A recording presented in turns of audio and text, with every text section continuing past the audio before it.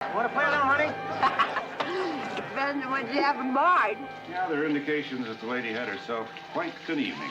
Are you trying to say she was promiscuous? And his face was covered with a stocking, but his hands were black. What is it with these hunky women? Every time one of them gets the idea they've been raped, it has to be by a black man. So you were intimate with her? We both were. We didn't kill her. I didn't kill her! I swear! How many times you been to bed with him? I never saw him before. I didn't know him. Oh, how many times have we heard that before? I don't care. It's the truth. Are you used to going out alone at 10 o'clock at night to get a bite? If I have to, yes. How many times you had sexual relations in the last 2 weeks, huh? I don't have to answer that. Look, that man threatened to kill me. I was the victim. I didn't do anything wrong. He raped me. Oh, this guy just walked up to you out of the clear blue. Is that what you're trying to tell me? Oh.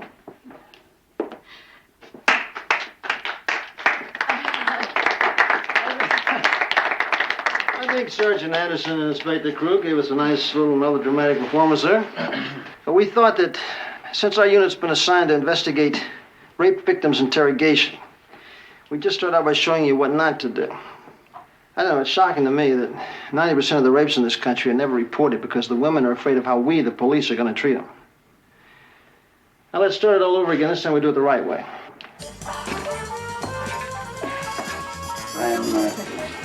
I'm sorry to put you through this again, Miss, but tell me, please, exactly what happened. Do I have to tell it again? He happened to my throat and said if I didn't let him, he was going to kill me right there. Nice. Beautiful. Hey, you look great. Good. The lips. Got it. Nice. Oh, beautiful. Come on, sweetheart. Hey, okay. Good. Okay, come on, baby. Come on, let me see it. Ah, good.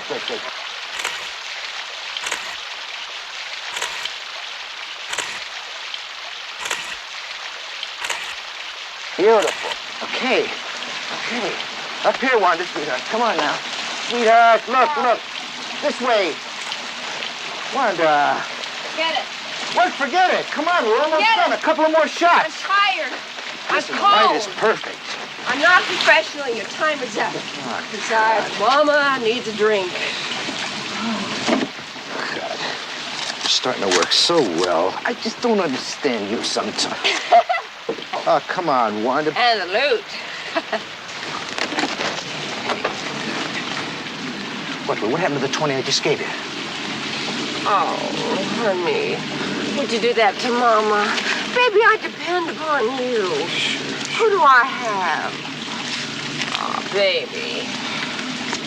Smile! Hey, I got a great idea. Come with me tonight to Jake's place. It would be so lonesome. What, watch you operate? No chance. Pass. You can't afford it all. Oh, Appetite! Hey, no, don't! Wanda! Get out of here! You big tramp!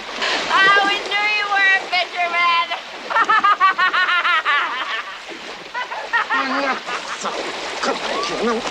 It has been impossible to show that asphyxia alone leaves any persisting ill effects.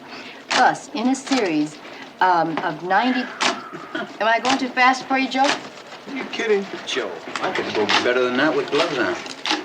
Will you eat your celery and let me type, please? Okay, here we go.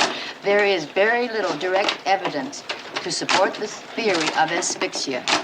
Hey, Bill, does anybody ever read these reports? Only if they're neatly typed. Celery? It's good for you. I didn't know rabbits wore ties. Yeah, Tom Crowley. You call me? Sure I do. Granger Manufacturing worth a cool $20 million the last time I didn't clip my coupons. Right. Pepper, we're on. What about the report? You ever heard of Walter Granger, Granger Manufacturing? Sure. His wife just got raped.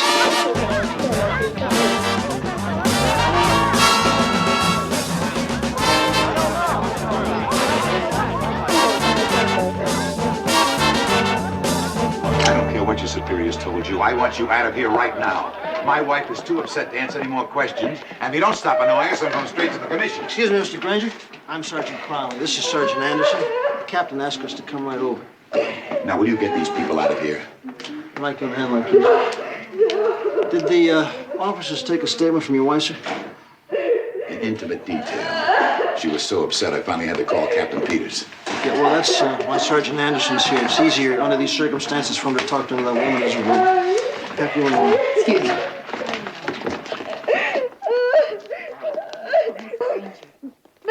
Mrs. Granger. I'm Sergeant Anderson. Can we go someplace? Mom, come on. Oh, Let's go don't make me say upstairs. it again, please. Don't. It's got to be done.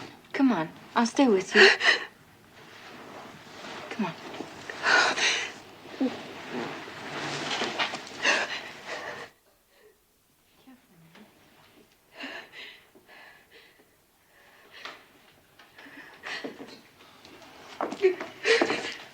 Carol, you don't have to answer any more questions if you don't feel like it. Daddy, I'll take care of it. It's all right.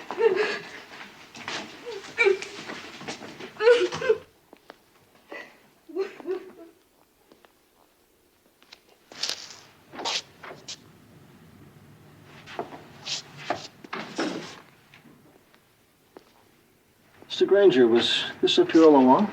It's Carol's. He wasn't interested in robbery, if that's what you're trying to imply.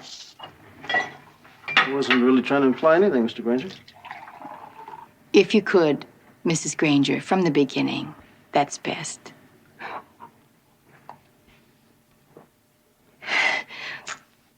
Well, there was a man here earlier.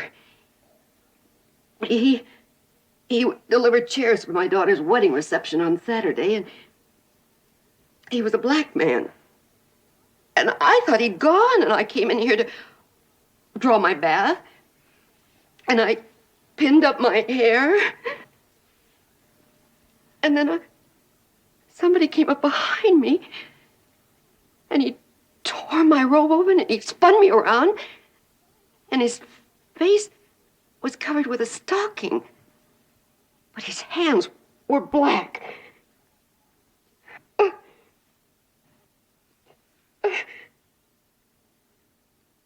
He must have knocked me unconscious because I woke up and I was lying naked here on the bed.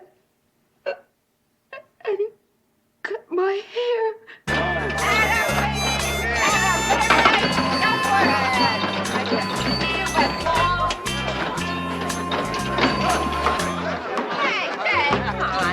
Don't you think you had enough?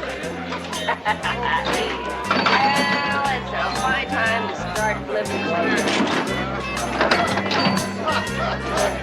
Hey, Noah! I see you brought your father.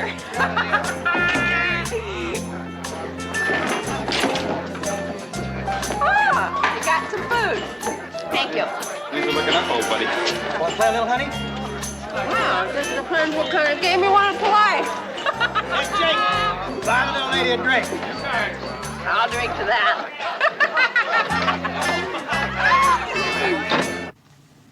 Yeah, George. I mean, did you touch Mrs. Granger? What's that supposed to mean? Did I touch her? I mean, did you have sexual relations with her, George? What the hell are you talking Sit down, George! I mean, did you have sexual relations with her? I delivered those chairs, and that's all I did. Then what did you do? And I went home. I was with a friend of mine. We had some beers together, and he can prove it. Or doesn't proof matter? Is it still just pick 'em up and lock 'em up with people like me? Take off your shirt. Why? Take off your shirt, George. Please.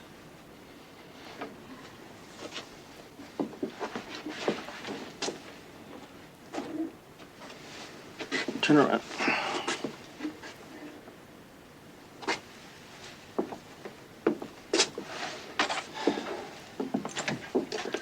Joe, just for the record, make a note that we didn't find any scratches on Mr. Thomas's body.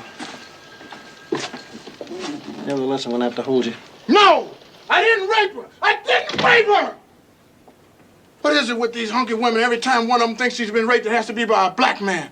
It's happening to brothers of ours all the time. It just keeps on happening. Look, George, right now, you're neither black nor white. You're our #1 suspect. Come on, let's go. Oh, give me another one.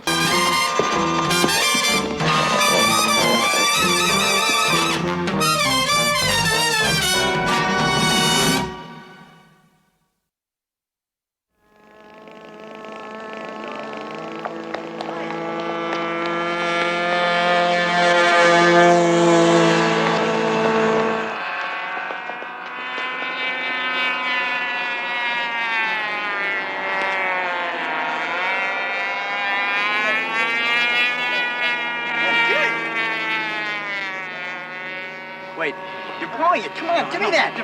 Let me alone. It's coming down. Look. No, I know. Leave me alone, all right? I got it.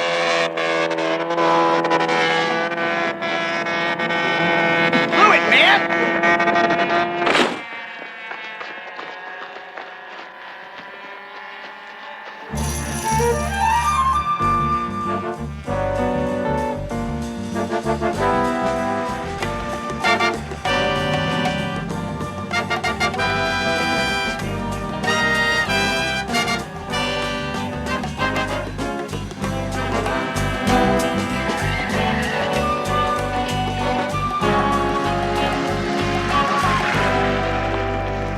Okay, Jim, I want a full copy of everything first thing in the morning up in Carly's office. Make that duplicate, maybe even triplicate.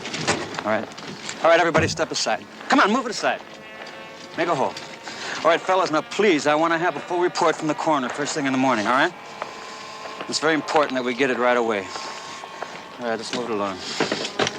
Okie dokie.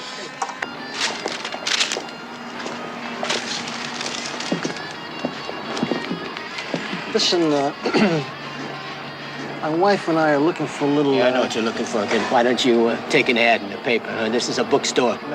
No, listen. We're looking for a little marital aid. Marital aid? Yeah, see, we want to find something to put a little magic back in our Been marriage. married 7 years, you know, and, well, something's happened to the itch. Yeah, marital aid, huh? Why don't you just check the counter here? You'll find everything you need in there. Oh, listen, by the way, do you take credit cards? Come on.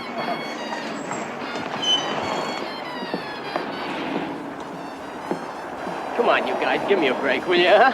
What, are you having a convention here, son?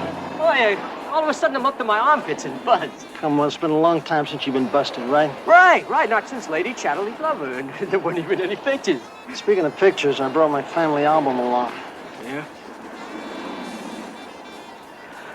Sure you don't know her? Look, like I told your buddies, I never seen her before. Oh? You know, Sergeant, isn't this the guy we got the report on? Huh? Mm-hmm. Think so. What are you talking? What report? Yeah, I'm sure it was. What report are you talking? How do they do this? No, wait a minute here. Where do they do this? I'm strictly legit now. I'm strictly legit. I hear you're running numbers out of this place. No numbers. No, nothing like that. I'm legit. Just good, clean smut all around. That's not what I heard. On the other hand, Bill, maybe we've been mistaken. Right. You made a mistake, sure. Arthur, look at the pictures again.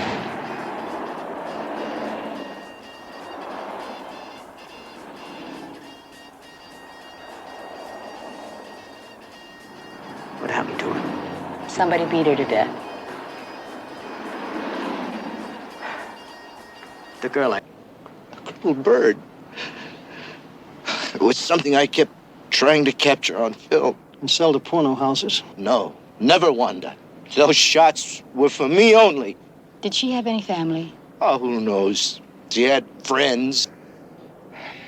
All men. You want to give us some names? I don't know any.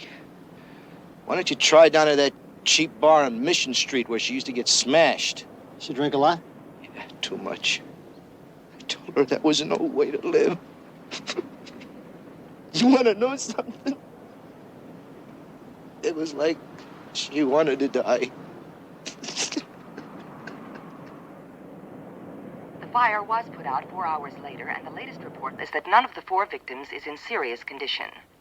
Police report no new developments in the Wanda Kubelski murder. The young Alta Mesa model, the apparent victim of a rape homicide, was reportedly last seen in a suburban tavern. Why did you turn it off? Oh, I didn't think it was something you shouldn't listen to. How you feeling? How do I look? Beautiful. Yes. Really beautiful. Where's Peggy? She's in her room reading. You mean she's not going out with Mike tonight? She talked to him on the phone. She's alone. No, I guess she's not going out. Oh. I didn't mean for this to spoil anything. Hey, wait a minute. What do you mean you didn't mean? It happened to you, Carol. Oh, Walter, I don't think I can go through with it. This mess, this case. Carol, you are a strong woman. You've always been strong. Right now, I'm not. Right now, I want to tell myself it never happened. It was a nightmare that never happened. Go away with you, darling, somewhere, anywhere, and forget all this. Carol, you were attacked by an animal. And that animal has got to pay for it. Don't you see women like you, the victims? You've got to do something. You can't say to yourself and the police, let's forget it. Then what'll happen? Well, maybe I don't care. Well, you better care. Take a look at yourself.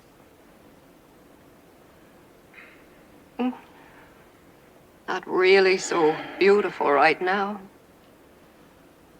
I'm sorry, Carol. Sorry. Oh, Carol. You've got to care. Do you understand that?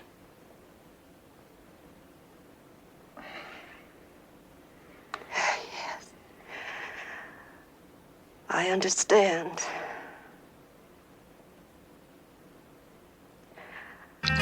Hey, that's Wanda. She was in here last night. Did she leave with anybody? Yeah, she cozied up to a couple of guys that come in here every Wednesday night. You know their names? Look, lady, I don't want to get nobody in trouble.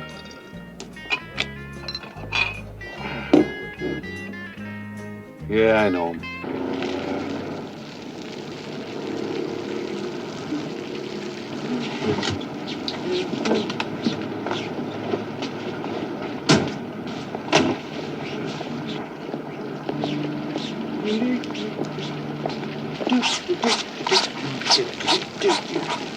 Hiya. Hi.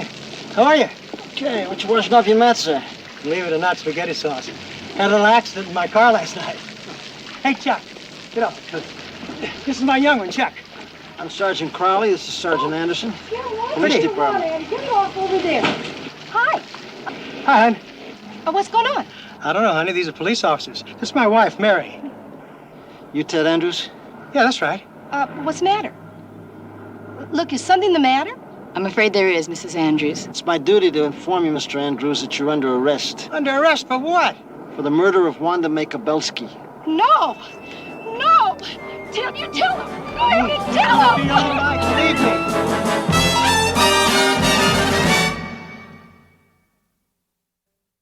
Counselor? Thank you. It's about time. Where you been? Take it easy. Take it easy. Hi, Crowley. Everything's fine. All right, just for the record, gentlemen, either one of you want to make a confession? Just what do you think you're doing, Crowley? I'm just trying to save some time, Counselor. Both of these gentlemen are going to be arraigned first thing in the morning. Arraigned? We didn't do anything. That's for a judge to decide. I'm just trying to get a little information to help him make that decision, you understand? All right. Look, Crowley. You've got probable cause. I'll grant that. But you can never make murder one stick. These are two law-abiding, ordinary guys who picked up a little floozy and had some fun. And that's all. We didn't force her to do anything. You don't have to say any more. Not now. Okay, you want to go to court? Let's go to court. Hold it!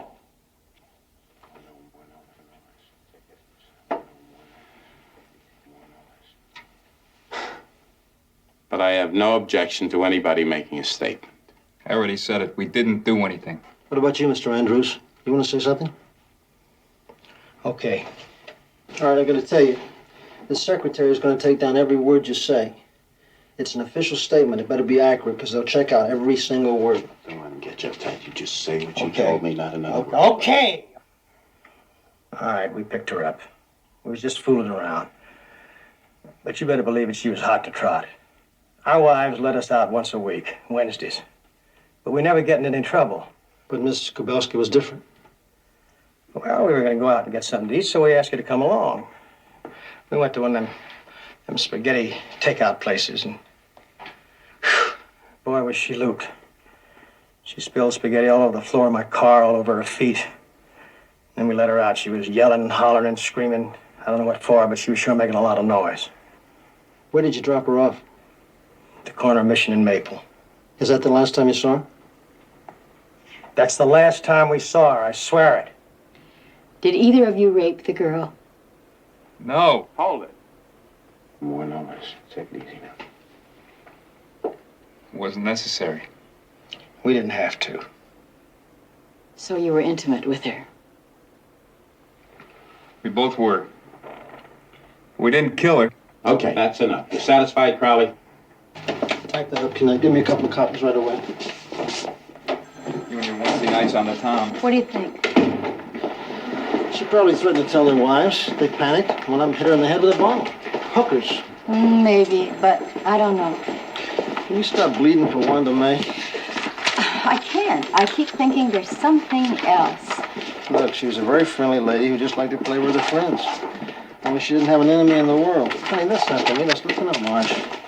You got a heart as big as a washtub. You know that. Since when are you the champion of the working girls? Well, if not me, who else? Bill? Yeah. You picked up Wanda's husband like you wanted. Oh, is that him? Mm-hmm. Talking. So you got an alibi? Confirmed. He was at his sister's for dinner. Is there anything you want me for, Bill? No, where you out to? Well, my uncle's taking me out for a cheese and walnut loaf. Oh, we'll give your uncle a big kiss for me. All right. Hey, champ, you want to handle this?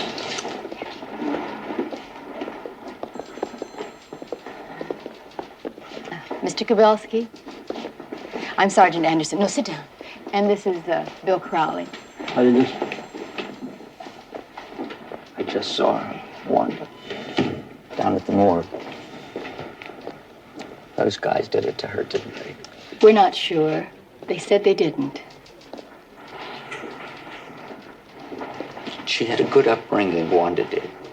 She didn't smoke or run around.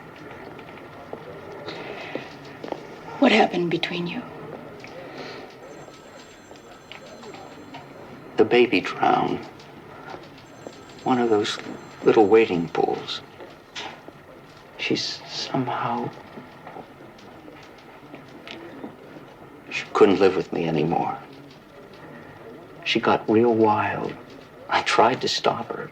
I even took her to church. I made her get down on her knees and ask the Lord to forgive her. She hollered in church. She didn't want anybody to forgive her. She went running out. And that was the last time I ever saw her. Thank you, Mr. Kubelski. I feel sorry for him. Can I get you one? No. You're still wrong. Huh? What, that they're guilty? Mm-hmm. I'm not 100% sure now. Do you want to make a bet? Money, marbles, or chalk? Chalk.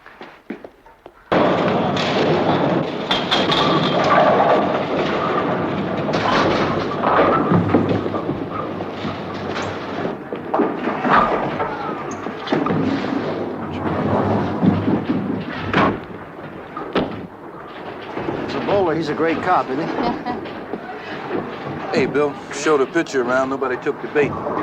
Said they hadn't seen her, except one guy. Who was that? Counterman in a coffee shop. His name is Craig Rogers. It gets off 15 minutes. Not closed, are you? No, ma'am. We're open all night. One coffee. One coffee coming up.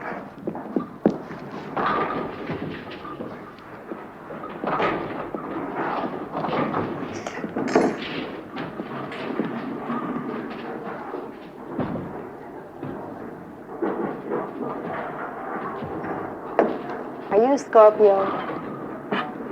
How'd you guess?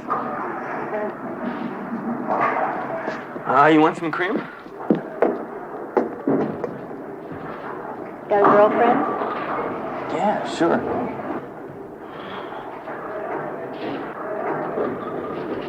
Why don't you have a cup of coffee? Keep me company. I'm sorry, I can't do that. I'm not supposed to be fooling around with the customers. Boy, I really did a dumb thing. Went to a party, drank too much bourbon. Really had a fight with my boyfriend. He really left me cold. I really shouldn't be driving. Anyway. Listen, I get off in about 10 minutes. I mean, I could drive you home. Oh, gee, that'd be great. But how would you get home? Why don't we worry about it? Kind of old. The front left fender was sort of smashed in. What about his windshield? Do you have any stickers on it? Anything hanging from the rearview mirror? One weird thing. What? He had a couple of red candles stuck on the dash. Red candles? Yeah. I mean, I remember she picked them up. You mean Wanda? Uh-huh. She asked him what he used them for, and he didn't say anything. He just gave her kind of a funny look. Look, if we put you with an artist, do you think you could help us draw up a sketch of this guy? I think it's the mouth that's throwing it all off. Mouth? Why? What was it in the It's mouth? just a bit thinner than that. Make the mouth a little thinner on that. How's it going? Yeah, you can see for yourself. We've got verbal descriptions sent out to every bowling alley in the area. Maybe this guy's got some other kind of trip going besides knocking off ladies. Mm-hmm. Well, Pep, I've got some news for you. Uh-oh, when you say it like that, I know it all can't be good. George Thomas's alibi just showed up. It checked out. He was with him all afternoon. Well, that puts us right back to square one. Pep. Hey, good luck, Scorpio. It's okay, you were wrong about this one. Just too easy to hang a guilty label on George Thomas, wasn't it? All right, I was a little tough on Wanda Kabelski, so we're even. Now get over to Mrs. Granger and have another talk with her. Go to jail, go directly to jail. Do not pass go, do not collect $200. See you later. Yes, I'm feeling much better, thank you. Good. I understand the wedding was postponed. Yes. Indefinitely. Well, that's what they wanted. And I don't know, maybe it was for the best. Now, what about the man? You still have him in custody. We released him this morning. His alibi checks out. You let him go? I don't understand. He couldn't have done it. Everything checks out. There's no possibility. Well, then who? I thought it would help if we could go over it again. Oh, no, I can't. Well, I think it would be wise if you would try. I can't. Well, sooner or later, in court. I won't. I've had enough of this. You're going to have to tell someone. No. All right. Then let me tell you. You were nervous and upset, and you didn't want your daughter to get married. Isn't that true? How dare you talk to me like that? So you decided to do something drastic. I wanted Peggy to get married. I wanted her to be happy. I did nothing to stop her. Absolutely nothing. I don't believe that. Well, I don't give a damn whether you believe it or not. Well, you did fight off this man. Of course I did. Did you hit him, kick him, scratch him? I guess so. What difference does it make? Oh, a great deal. There were no marks on George Thomas. Well, I told you I wasn't positive he was the man. Well, you seemed quite positive the other day, but Thomas or not, your hair, the rapist, did he cut it before or after you were attacked? I was knocked unconscious. When I came to, I was lying naked on the bed, and he'd cut my hair. Did you rehearse those lines? Because that's exactly the way you said them the other day. Exactly. And just what do you mean? I mean, you lied. You've been lying all along. There was no rapist, and there was no rape. You are insane. Now, you get out of this house, lady, right now. Get out of this house. You know, quite often we cops make mistakes. Not too often, but once in a while, and they're real Lulus. We get a call to come to the fancy part of town. We find ourselves taking it easy with people. People like you, a Granger.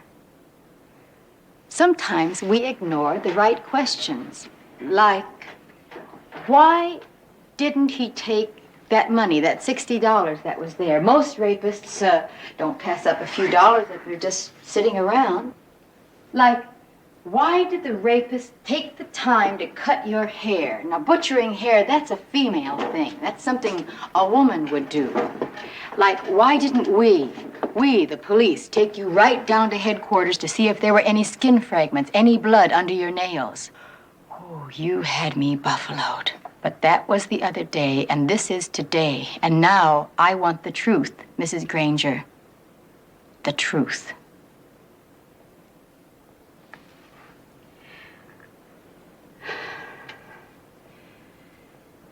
My daughter. You were right. I didn't want her to marry that boy. But I'd resigned myself to it, I thought. We were supposed to have a party that night with his parents. Drinks and that sort of thing, and... Well, I didn't have time to go to the hairdressers, you know? So I got very nervous. And I fixed myself a martini. And then I fixed myself another martini. I don't even drink in the middle of the day. And then I started fooling around with my hair, cutting it a little bit, you know. There's this big mirror in the bathroom, and I looked so tired. And I kept cutting my hair and cutting my hair. I don't know why. My hands were shaking, and I didn't know what I was doing. And suddenly I started running all over the house, just throwing things and breaking things, like I was out of my mind. And then I stopped. Just stopped. And looked at myself in the mirror here. I started to cry. And I dug my nails into my chest till it started to bleed. I tore my robe off. Then I thought, how can I face them? What can I tell them? What can I say? They'll put me away. So that's when you decided to accuse George Thomas, is that right? I didn't think they'd find him. He wasn't even a person to me. I didn't even remember his face.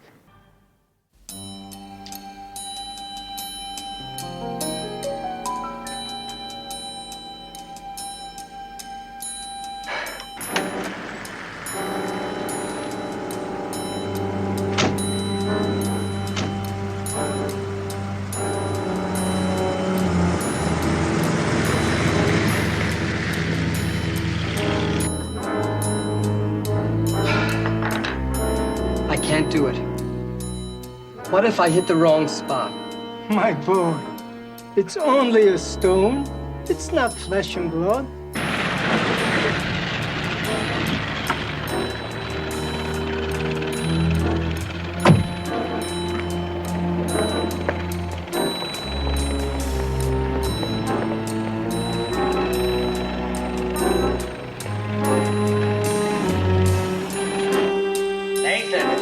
do it. Relax, Julian. You'll live longer. I don't want to relax. I want to go home to my wife. I worked 30 years to become a boss, so I could go home when I wanted to go home.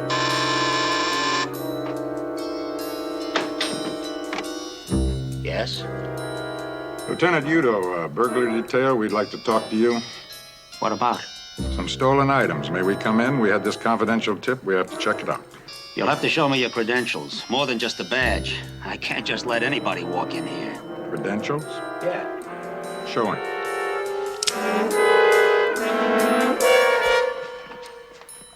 Now we want to see some stone, some nice uncut stone.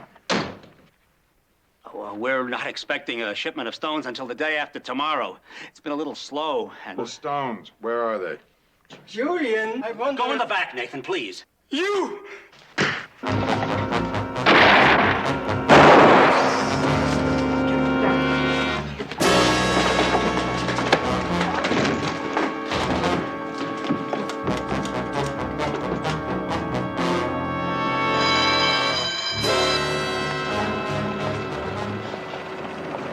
Better get you to a doctor. It's only a scratch, but let's play it safe, okay? Real? Yeah. You take the truck. We'll meet you back at Barney's in 45 minutes. You got it?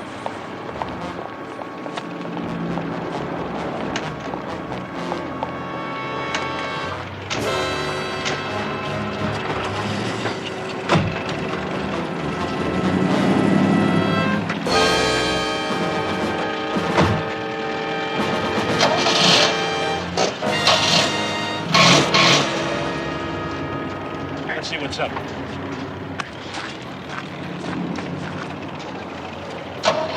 Howdy. Oh, hi. You having a little trouble with this jobby? Oh, this jobby is on the hot list, and I got to get it back to the station real fast. You're not in gear. Huh? Don't you know how to use a clutch in a gear shift? No, I drive an automatic. Do you think you can show me? Anything for our friendly policeman. Hop out. Okay. Hurry up, huh?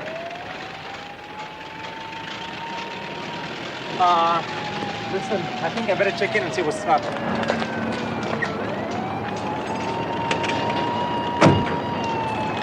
I'll come back later.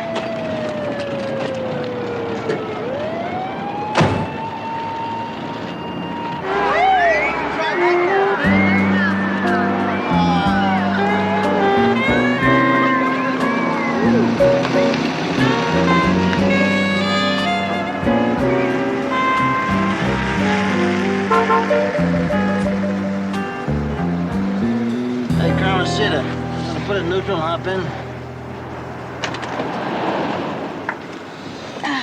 What's up? We got us a diamond around. Anyone hurt? Yeah, one guy was killed.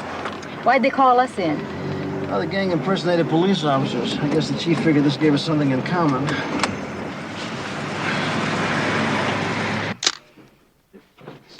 Six years ago, back in New York, 47th Street, the Diamond Center, you know. I used to work there before we moved out to California.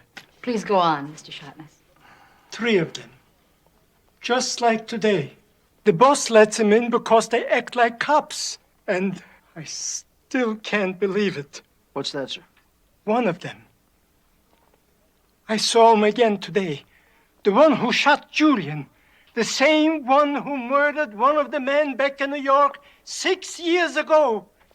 Mr. Sharpness, you feel like making a trip down to headquarters, looking at some pictures with us? Can I make a phone call first to my daughter? Absolutely. Yeah. Thank you.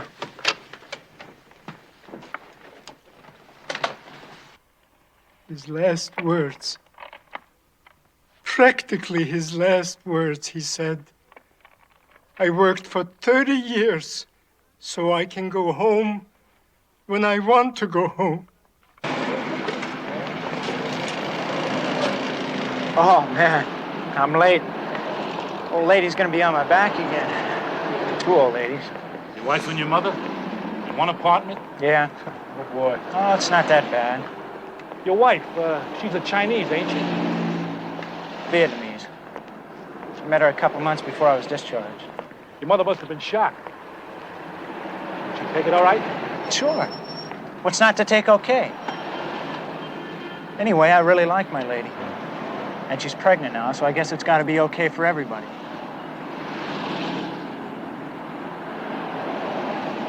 That guy seemed peculiar to you. What guy? The cop who was sweating. The cop who was carrying the box. Oh, yeah. So he put the box in the back of the truck. Then he gets in the truck, and the cop can't even work the gear shift. Yeah, you know, that really was weird. Let's see what he put in there.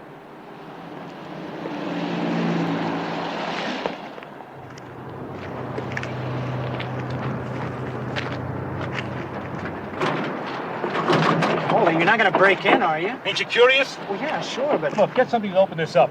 Come on, either help me or get lost, will ya? I don't need a spectator watching me.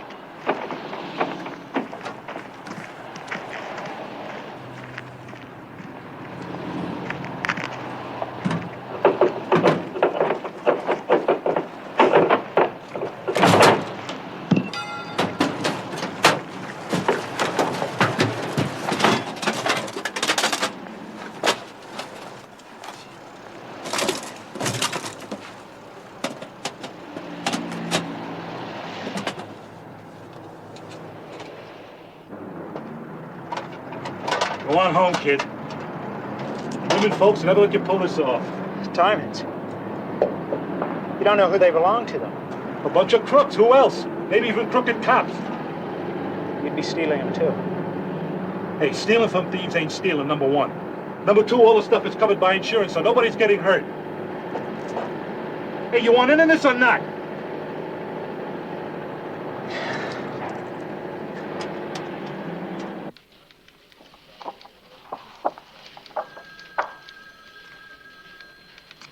Wait. There's another one. Kurt Ulrich, alias Lieutenant Udo. Let's see that.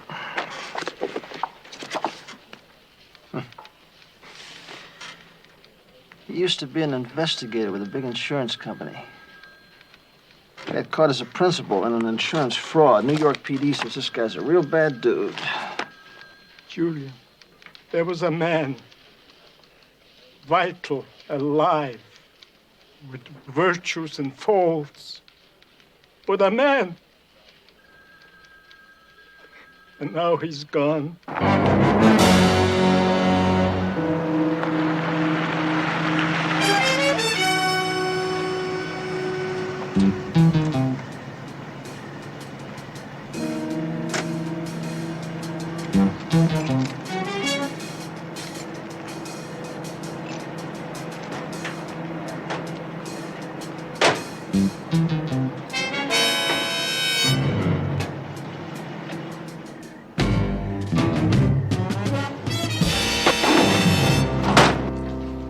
We saved you some dim sum. Dig in. What about some fried shrimp? No, didn't have many of those left. Oh, thanks. Well, they were really greasy. You wouldn't have liked them. Joe? Nope. Greasy, huh? Really bad, bad. How'd you make out? Well, I had a little talk with our friend Willie. Word of the diamond heist is all over the street. And? And the word is that the crooks didn't pull it too clean. Willie's sources heard that the merchandise was supposed to be moved within hours after the robbery. There were a few hot fences all over town just waiting to move in on it. Only the crooks couldn't deliver. You mean they didn't deliver? No, I mean, obviously couldn't deliver for some reason. Any theories? One, that they lost the merchandise. Lost the merchandise. Come on, William. Lost the merchandise or left it somewhere? Like where? Like in the area. Maybe they were afraid to move it with all the black and whites rolling in. It's a possibility. So chances are, if all this tracks, they'd be back to get it. It's a long shot. It's worth setting up a surveillance on it. Want a fortune cookie? Shrimp is greasy, huh? Slipped right through my fingers. You wouldn't have liked it at all. Police estimated the value of the stolen diamonds as well over $1 million. Thus far, no arrests have been made, but a police spokesman said they have 2 excellent leads. What's the matter with you? I want to get the basketball scores. He's tired. Not getting enough sleep is his problem. Mom, we're moving out. I've been looking for a house. Where'd you get that much money all of a sudden? I bet on a long shot. Now she gets a house. I gotta see it to believe it. You want to know something? You're gonna see it.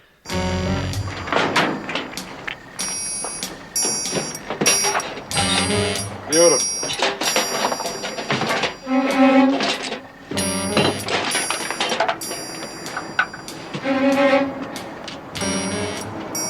Amateurs, that's good news anyway. Yeah. Wouldn't have happened if he knew how to drive. Now listen, you. I never said I was a truck driver. And it all happened because Ulrich here got shot. And you big shot, you are the one who panicked, killing a man. Now you promised me there wasn't going to be any of his Billy the Kid stuff, right? Listen, you little punk. Now you moron, don't you call me a punk. Cut it.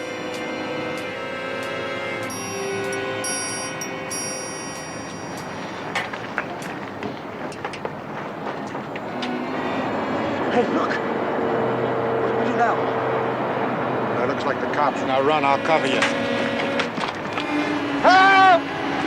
Help, please! Help! Help! What's the trouble, buddy? What's the problem? Police! Yes, we're the police. We're the police. I need an ambulance. What happened? Well, I was walking along and some guy stopped me and another guy from behind, you know.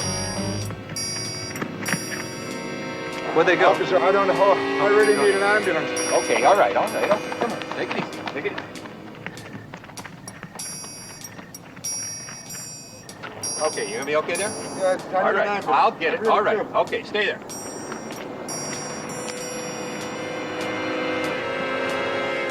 Okay, fella, call the ambulance. They'll be here in a second. Police, stop.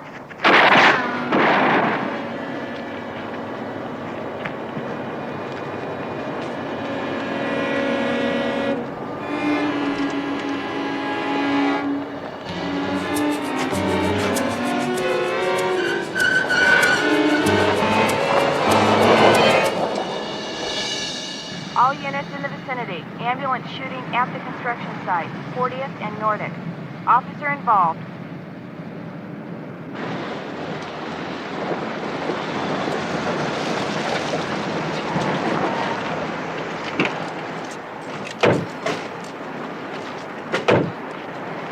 What's going on here? What happened to your partner?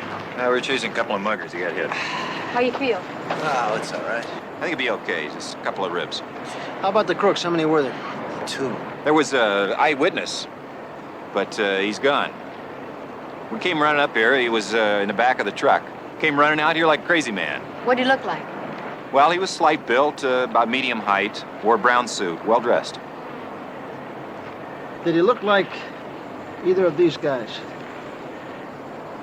Yeah, that one. This one, you sure? Yeah. You're damn lucky. These guys at the Diamond Exchange killed a jeweler.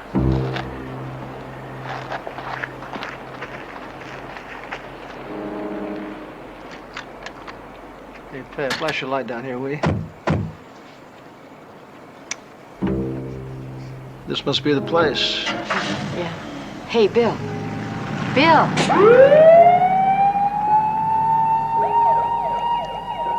Could that be real? If it is, I just retired.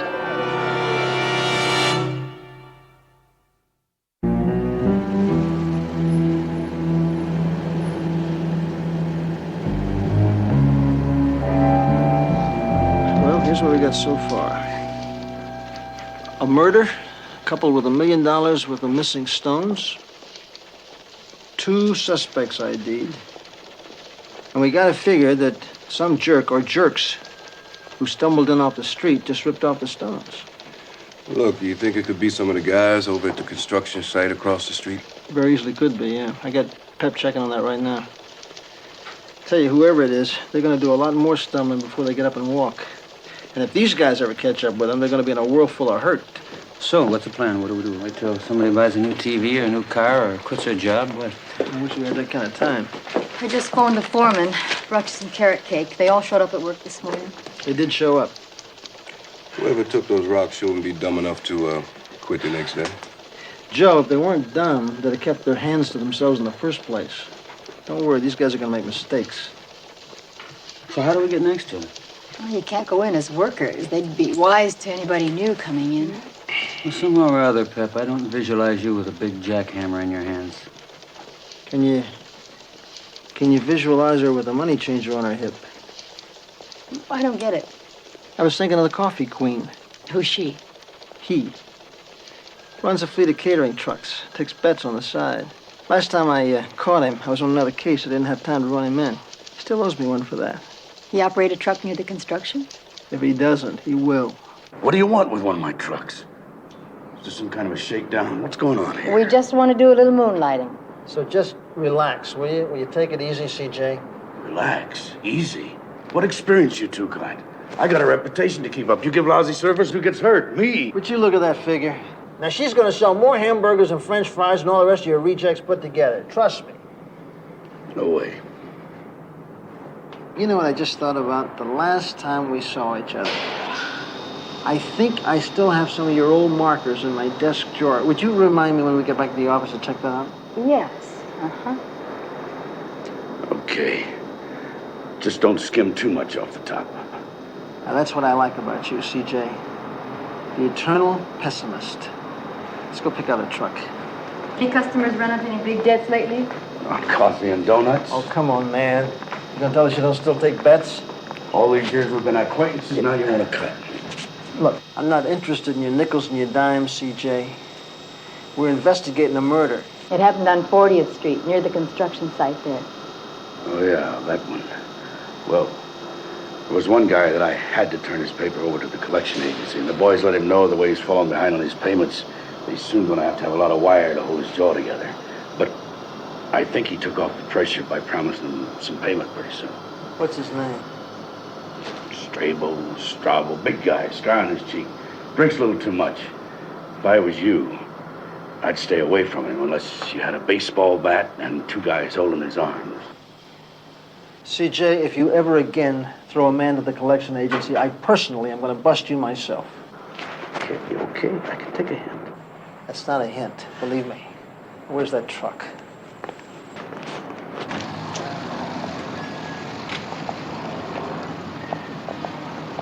Which one? Take that one, it's all loaded up. Got the keys in it? Yeah. Hey, cowboy, you gonna pay for that thing if you wreck it? Does the chicken have lips?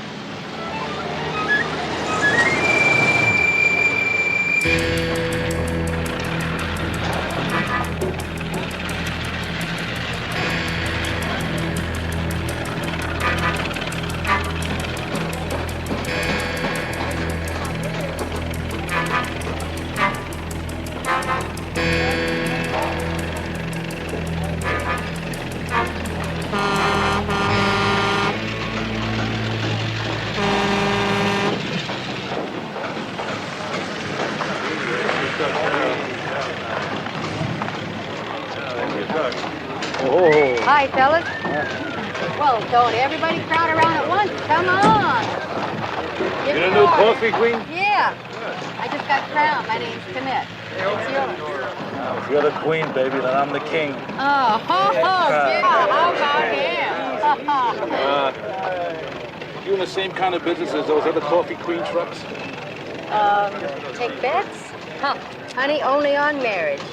4-time loser. But I say, hang in there. That's my motto. Thanks, pal. That your old man up there in the truck?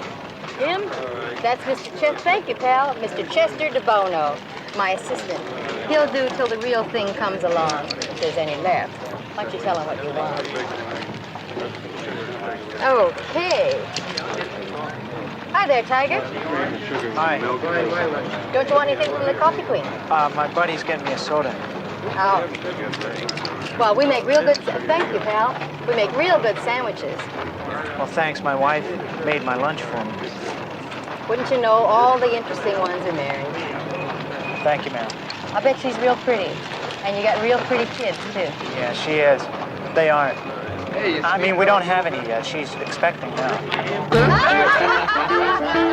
Hey, come on, everybody, drink up. The next one's on me. Come on, come on. Hey, Bob, give everybody a drink. Come on, Bob, let's have some whiskey over here. I got some whiskey now. My lovely drink. Everybody's not up. Everybody in the place. The guys. All right. Thanks, man. Relax, baby. Relax. Hey, everybody. Big spender. Guy's buying all the drink. Oh, name's Strabo. He always so generous? I don't know how you can afford to be. Maybe you robbed a bank or something. Is that what you think? What time is the next coffee break? That's 3 o'clock, I think, isn't it? Yeah, 3. Sure looks pretty good in that old uniform, doesn't he? Well, thank you very kindly. When I put it on this morning, Harriet started to return all the new dresses she bought. Thought I had a reduction in pay. Listen, why don't you just follow us in when we go back? Will do. That's the old bait, huh? Yeah, it looks great, doesn't it?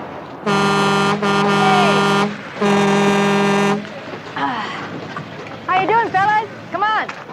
Little old Coffee Queen's back. Uh-oh.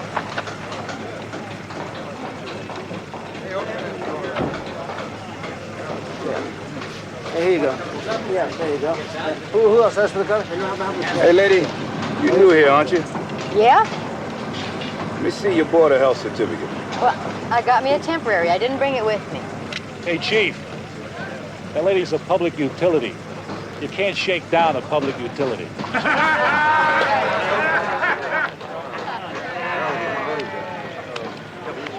You don't get a Board of Health certificate, you don't come back here tomorrow.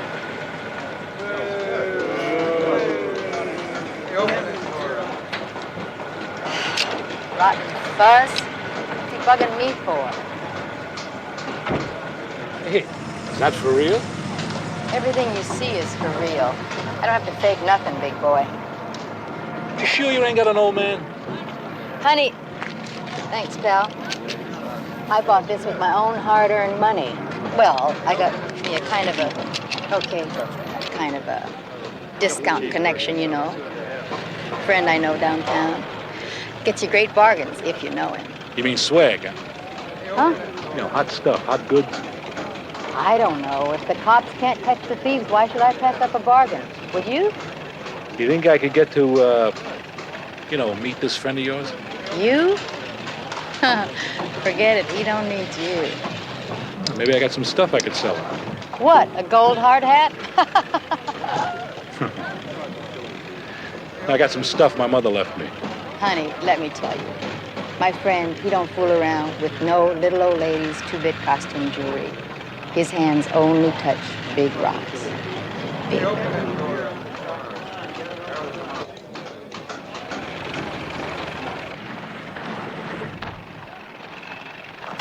Your little friend there, the one you think is so sweet. Yeah? I got a strong feeling he's in on this thing. What do you mean? Well, he's obviously a close friend of Strabo's. So Pete tailed him at noon. Heard he's been asking questions about real estate. Yeah, he wants to buy a new house. And I don't mean the small economy model.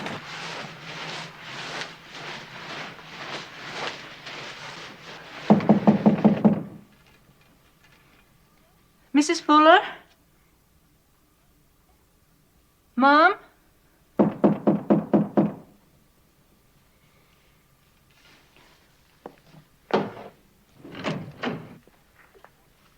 Good morning, ma'am. We're making a survey of this neighborhood.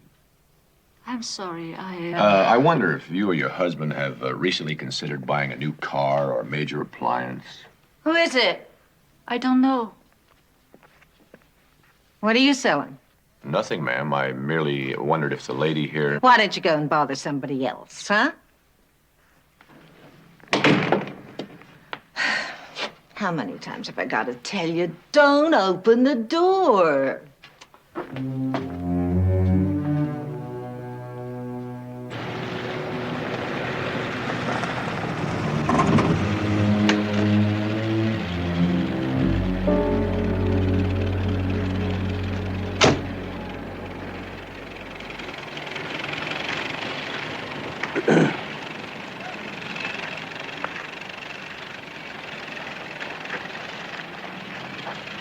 What happened to Miss Pumpkin Pie today?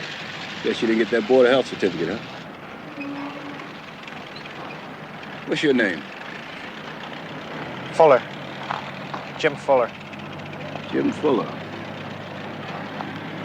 Well, you didn't happen to hear about somebody suddenly getting rich out here, did you? Yeah, me. Got a refund on my income tax. Look, there's a big reward out for the recovery of all that ice, in case you hear something. Think about it.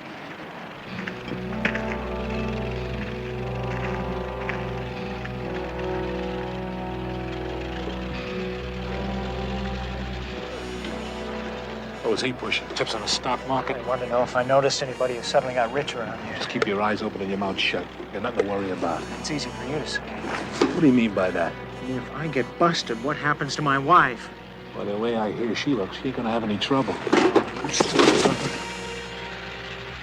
One word about me to anybody. And your lady's gonna need a lot of life insurance.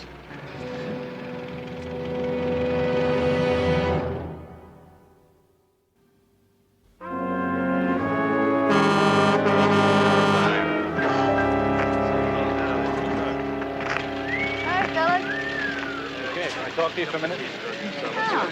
What is it, Blue Eyes? You know what I told you yesterday about some jewelry my old lady left me? Oh, what about it? You like it? What is it? Are you kidding? It's a diamond. It's uncut, but it's the real McCoy. Oh. Oh. I'm not for sale. Cut or uncut? You didn't think I was going to give it to you.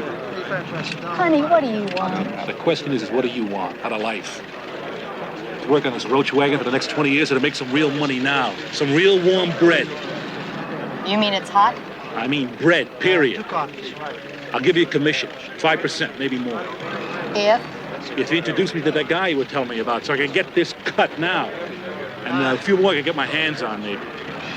I don't get involved in any transactions or anything. I just pick up a little information here and there, and he takes care of me. Maybe I'll take care of you. Say like 10%. We'll talk about it after I meet him. We'll talk business, okay? Well, I don't know. Now, what do you need, an okay from him? Chester? Boss just put him on my truck. He's some kind of relative. Well, there's something going on between you two. Me and him? Not jealous, are you, Tiger? Me jealous of him? Hey, Chester, get out here. Huh? Yeah, what do you need? Come on now, I want to talk. Yeah, what can I do for you? You're the boss's nephew, huh? Yeah, that's right. What's the matter? Can't you get a job on your own? I guess not. Guess not, but you're probably stupid, right? Think you're a big ladies' man, too? That big, beautiful girl in there, huh? Think you're something, huh? Hey, listen, I kind of busy right now. I haven't got time to play games, okay, man? Hey, Strangle! Hey, Strangle! Hey, that's enough! Get out! Oh, that's enough! Get out! Get back in your truck! Get over here! Get over here! What do you think you're doing? You want to get arrested? I've had my share of animals. Out of your mind, showing diamonds around like they were popcorn. Shut up! You're the one that's gonna screw this thing up for us, you and your big mouth. Hey, come on.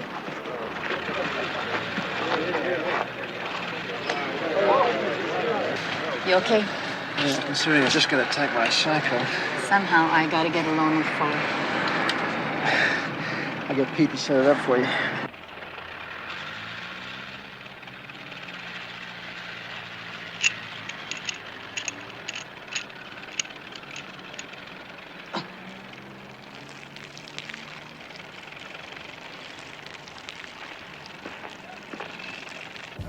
The one I talked to yesterday's a real gorilla. The only way you're gonna get anything out of him is to kill him. Yeah, but the other one, the young one, looks real easy to me. Not easy, but approachable. He's got a beautiful little Oriental wife, a doll of a wife, and she's pregnant. Mm-hmm. A pregnant doll. I love Oriental porcelain. Exquisite and extremely fragile.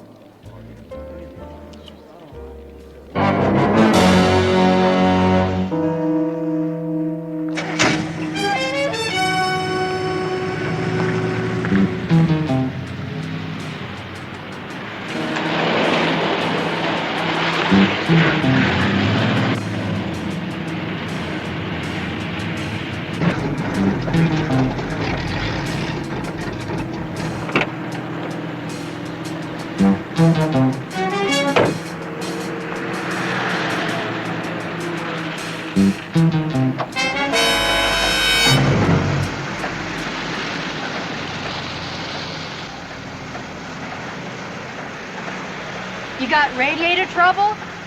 Yeah. Hi. Can I give you a lift home? Nah, it's probably out of your way. I got no man to go home to. Let me get my keys, okay?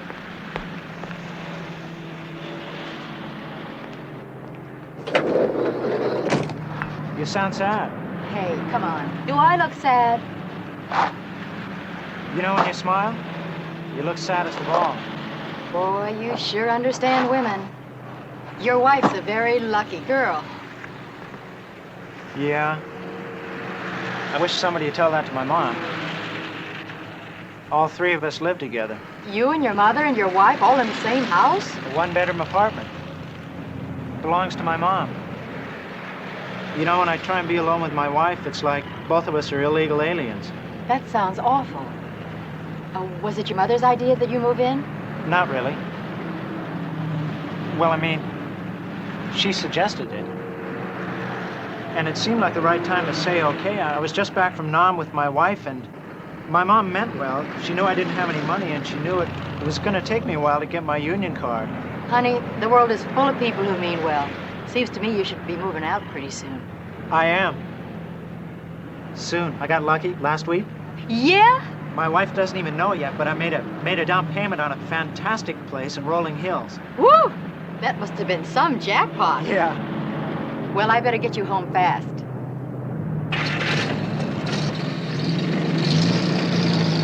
Except there's a problem. Yeah? I wish I could talk about it with my wife. Well, why don't you? Oh, it's kind of hard. Yeah, I know how it goes. Hey, that friend of yours, what a temper. Oh, he's got his good days and he's got his bad days.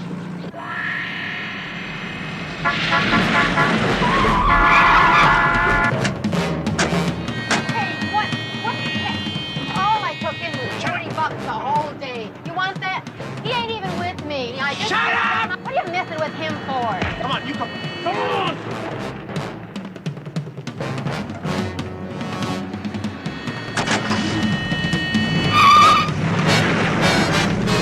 Yellow pickup truck. I didn't get the license. Sorry. I guess I blew it. We're not far behind them. We'll see if we can make them. And you better take care of that head of yours. I didn't finish with Jimmy Fuller. Roger.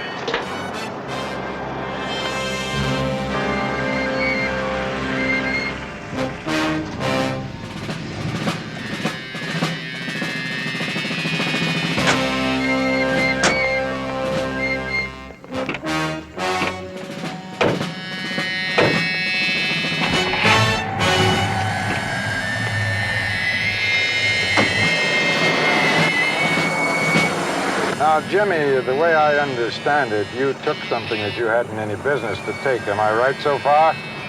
I don't know what you're talking about. You have something of ours, and we want it back. Now, when and where do we get it? Okay.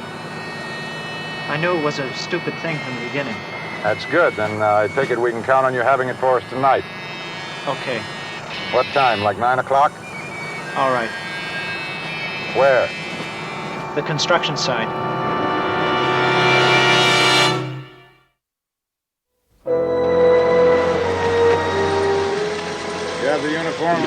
Yeah, right here.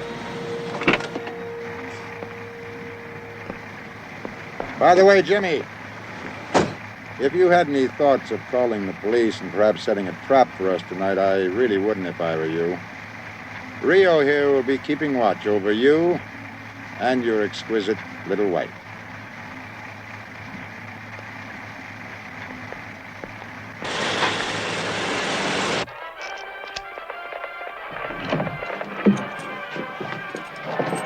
Hi, Mom.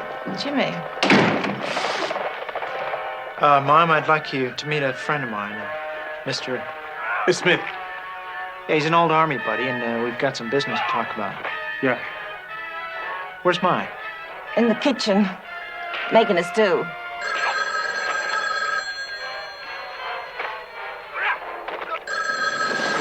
Isn't anybody gonna answer that? Hello? It's for you.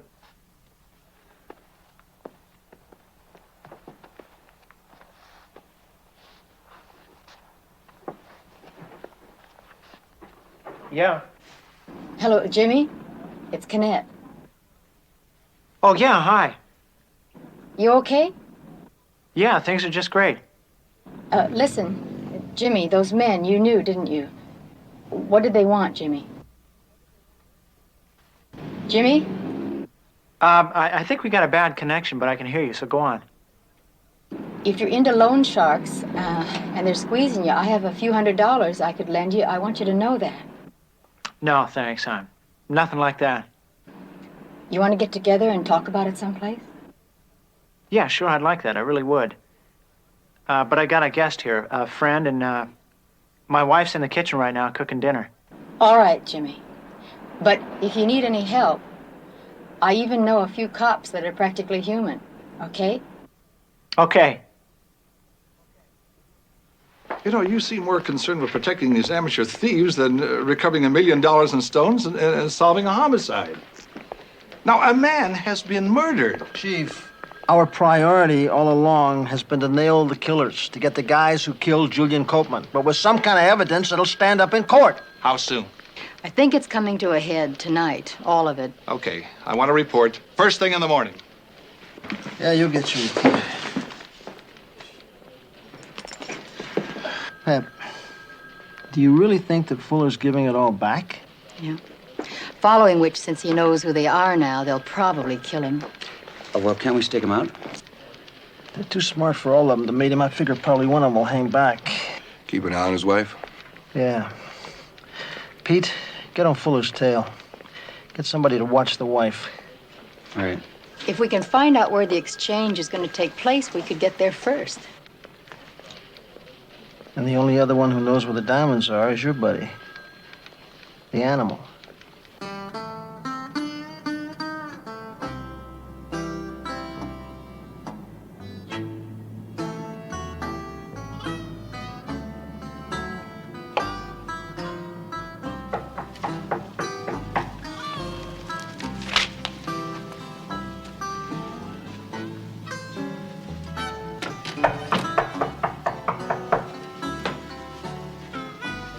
Who is it?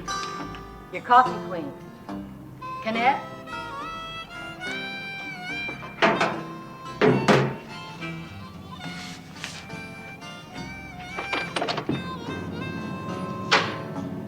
Hi there, Tiger. Can I come in? Yeah, come on. Oh, looks like you're going on a trip.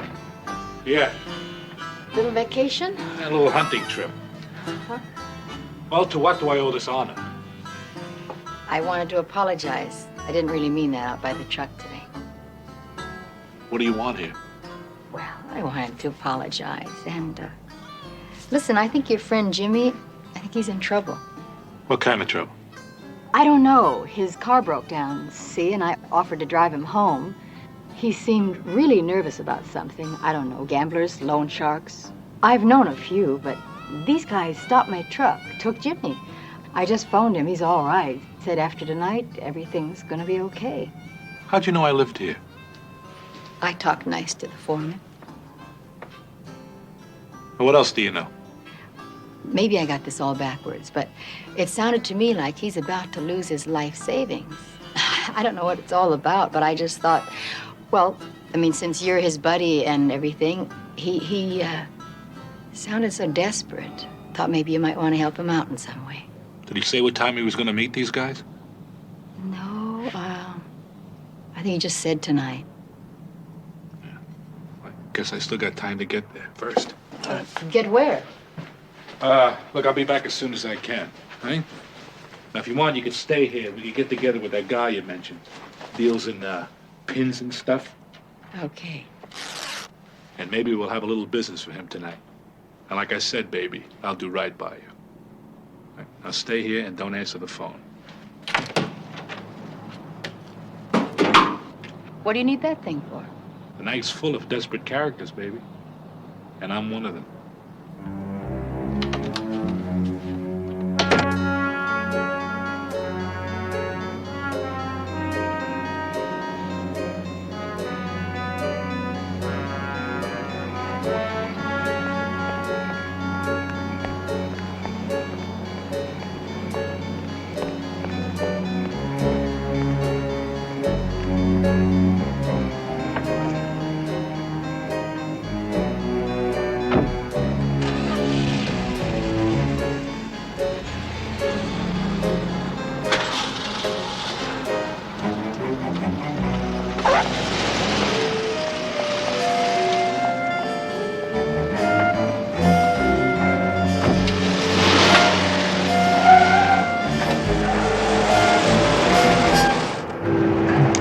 Yeah, Pete, anybody watching Fuller's house? No, but 54 said when Over came out, he was alone. The Latin's still with him. Forewarned is forearmed.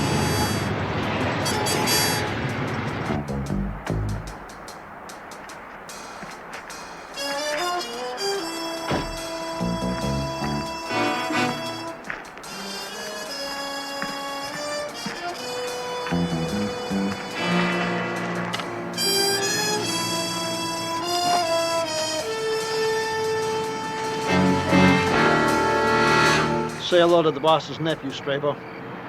Oh, man. I'm a cop, and you're under arrest. Cuff him, Joe. Right. Get your hand off the gun. Take your hand off the gun. Come on. There we are. Come on, big boy. Over this way.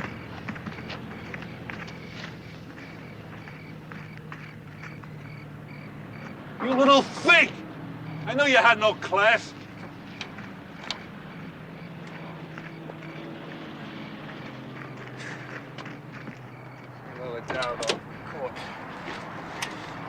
Thank you, Sergeant.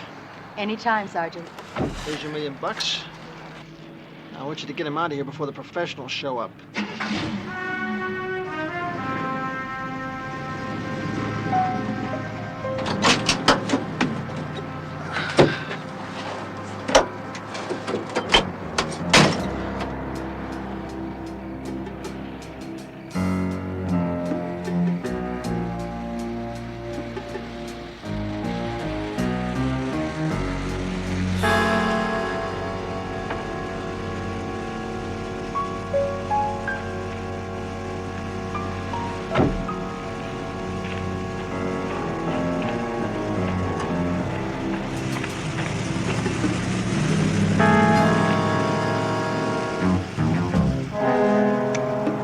Bill, looks like the head honcho's not taking any chances.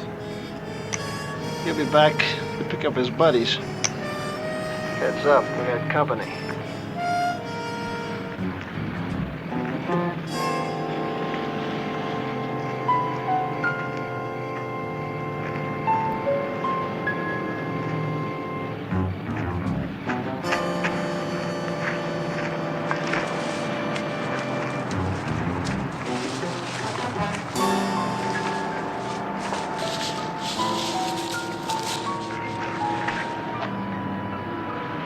It's not there.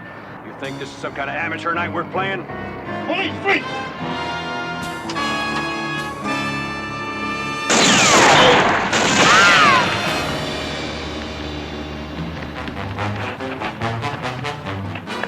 Hold it right there!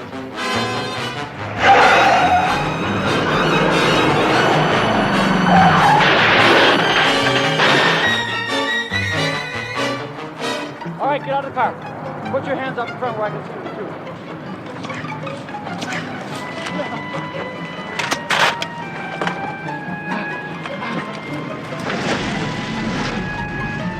Hold it!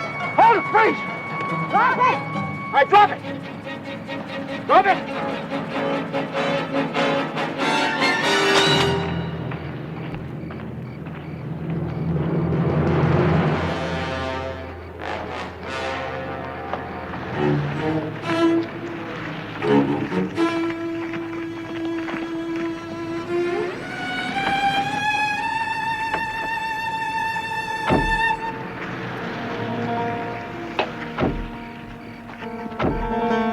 You're a cop. Yeah. You do your job good. Lucky for you. Fuller, thanks for your help. I don't know how you got mixed up in this mess, but I guarantee you it'll go in your favor.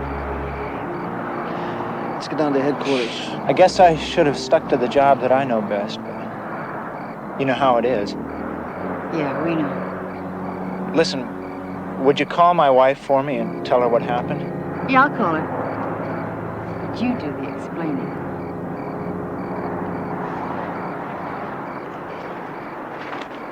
Well, I'm not sure. No, I don't know. Oh, hold on. Here he comes now. Listen. Get off the phone. I want you to help me with my speech to the recruits. I got CJ on the line. Oh, you're lucky. He wants to know what you did to those ham and cheese sandwiches. What I did to the ham and cheese sandwiches. Yeah, he said sales went up 75% when you made them. Tell him instead of American cheese, I used Italian mozzarella. Mozzarella? Yeah, you know, it's made from buffalo milk. CJ, did you ever milk a buffalo?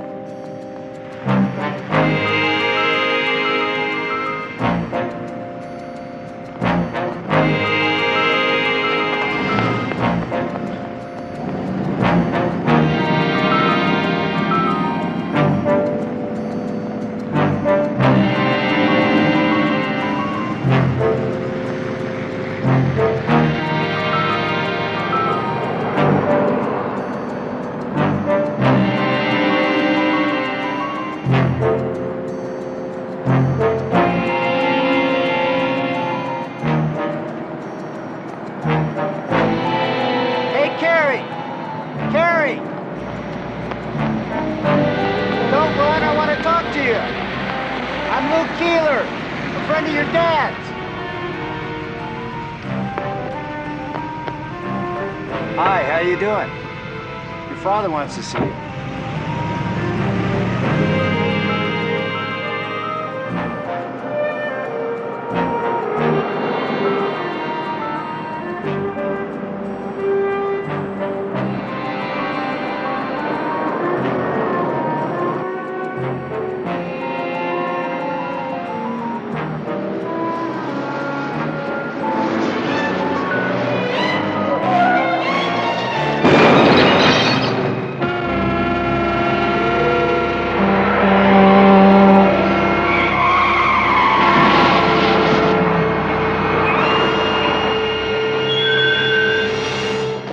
Couldn't I have finished my sandwich? No, I need your help.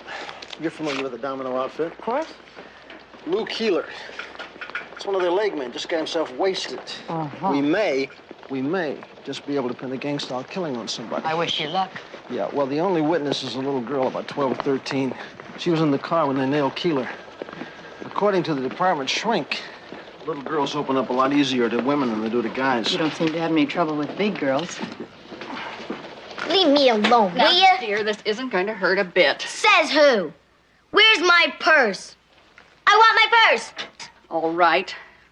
I'm going to have to get some help. I want my purse. It's got 54 bucks in it. My life savings. And I want it. Miraculously, all the child suffered was temporary unconsciousness and a mild concussion. It's nothing really serious, but we want to keep her here overnight for observation and to make sure her condition doesn't develop into a more serious coma while she sleeps during the night. Will we be able to talk to her? We're trying to put together a picture of what happened in the car. I have no objections. All she has is a mild headache, but you may have some trouble with her. She wouldn't even tell us her name. All we could find was Carrie written on her prayer book. Is this her purse? Yes. Looks like yours. Quite a wad for a kid. That might be her father. There's a resemblance. Mm-hmm, I think so. Yeah, Carrie. Any address? Just Our Lady of Las Brisas. Well, it's a start. Let's have a little talk with the young lady. Hello there. Who are you and what do you want? Well, I'm Sergeant Anderson, and this is Sergeant Bill Crowley. Hi, how are you? Doctors, nurses, needles, and now the fuzz. Gross, man, gross. We need to ask you a few questions about what happened. I don't remember nothing. The accident, honey. I don't remember no accident. I've been in this daze. Look at my eyes. Okay, maybe you don't, but you were in one, and you're very lucky you came out of it without more injuries. Where do you keep your gun, Creepy? Or is it Crawley? In a holster under your jacket? Or down there near your socks? No, I usually keep it in my pantyhose. Squirt. Who was driving the car? I don't know. He picked me up. I was hitchhiking. Carrie. Carrie? Who told you my name? You did. When you were in that daze of yours, you kept moaning, "My name is Carrie. Help me, help me." I'll bet. Yeah, it's true. Where were you going? Downtown. The man who was driving. Did you ever see him before? You know him? Does he say I did? He's dead. Dead? We need you to help us find who killed him. His name was Lou Keeler. Does that mean anything to you? No. What about the guy who shot him? Think you could identify him? No. And if you don't quit asking me all these dumb questions, I'm going to take the fifth. Now look, I'm feeling real sick. My head is killing me. And I'd appreciate it if you were both getting lost. And on your way out, would you mind telling those dummies I want my purse back? Or I'll call a lawyer. Why did you just call the fuzz, kid? Funny. I mean, you're really right with the jokes. You want to get me out of here?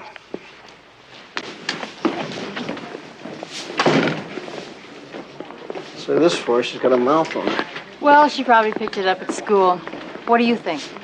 I think she's scared. So do I. Excuse me. She keeps asking for her purse. Any reason why she can't have it? Oh, I know. She's afraid we'll rip off her $54. I'll get it up to her. Okay, and listen, will you list her on your files as Leanne Crawley? That's in case anybody makes any inquiries. And if they do, call me right away, will you? Of course. Thank you.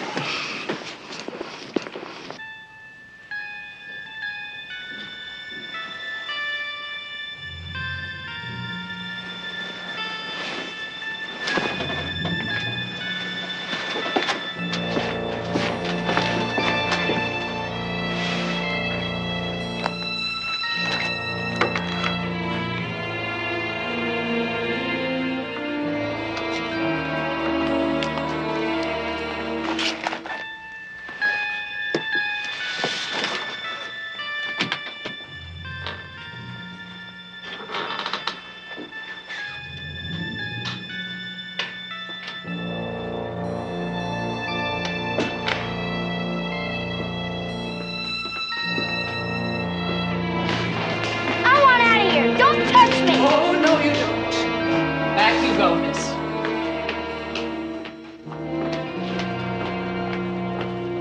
McGuire! You were supposed to get McGuire. So you off that bum Keeler. Why? I saw the kid. She got into the car. I thought it was her old man. Hey, from the back, I I can't don't want tell. to hear from the back. And that's another thing. Now she knows there's a contract out of McGuire. So does he. She's got to be in a hospital. You have any luck? No. Oh, I've got some real winners here. Winners, the whole damn bunch here. Look, Rudy, about McGuire. Why don't we just forget about it? Yeah, forgive and forget. My grandmother I'd forgive, only she never skimmed me out of 20 grand. Oh, come on, Rudy. He collected a hell of a lot more than that for us over the years. You know how he is. He plays the horses, so he probably owed some shark a He bundle. could have come to me and said, Rudy, I'm in trouble, I need a loan. But he didn't, he skimmed me, so I want him burned, do you hear? Marco, Travis, you find him. Sorry about the interruption, Sergeant, but these old housekeepers, mine is Mrs. Ferguson, 96 years old. They've been around so long you'd think they were getting orders from the Vatican. Some policewomen are like that. Now, about Carrie. Her last name is McGuire. You have an address on her there, sir? We have it here, 237 Winburn. But the little lady is seldom in residence, may I say? I mean, she's left home a number of times. I know she loves her father very much, but it seems that his wife... Las Brazas Rectory. Yes, they're here. Sergeant, it's for you. Thank you. Yeah, Bill. The little kid that you saw this afternoon, she tried to split.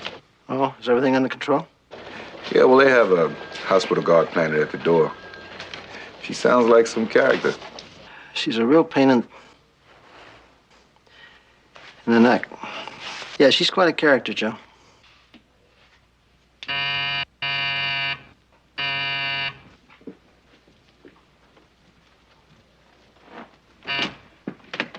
Mrs. McGuire? Yeah? Do you have a daughter, Carrie?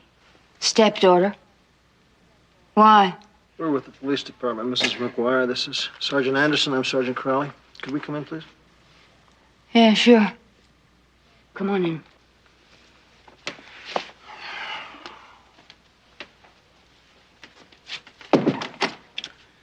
She ran away again, is that it? I mean, that's all I know. She was in a car accident. She stole a car? I wouldn't put it past her. I wouldn't put anything past that brat. Well, try not to worry too much. She'll be all right. Great. Now you want to bring her back here, is that the idea? No, not yet. She's still in the hospital. What hospital? What is that, a secret or something? Well, to tell you the truth, I don't care. You see, I haven't been feeling well lately, and I couldn't go to see her anyway. Is her father home? Him. He walked out of here 2 weeks ago. Hope the two of them find each other like they want. Leave me alone. No. Correction. The three of them. My darling husband's other darling offspring, Sean. More bad news. 20 years old and a born loser. And he lives in this house, too? About 5 minutes a week when he comes in for a handout. Mrs. McGuire, would you do me a favor, please? Take a look at this picture. Do you recognize this man? Yeah, I've seen him around. Around where? He's a friend of my husband. He was murdered, Mrs. McGuire. He was in the car with Carrie when someone took a shot at him and killed him. I knew this was going to explode into something heavy.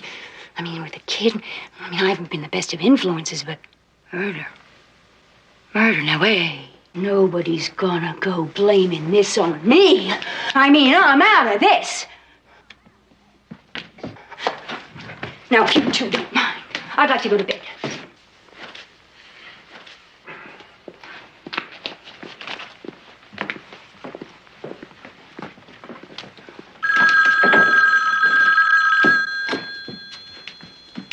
Yeah? Greg. How are you, Helen? Never been better. Carrie there?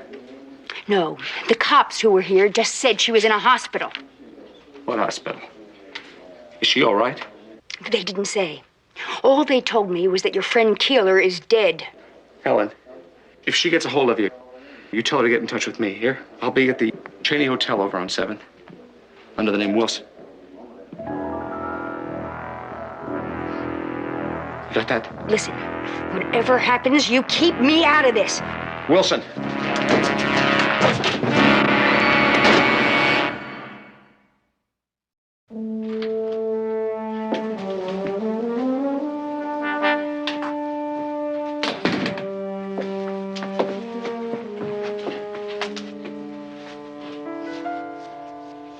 Sleepyhead.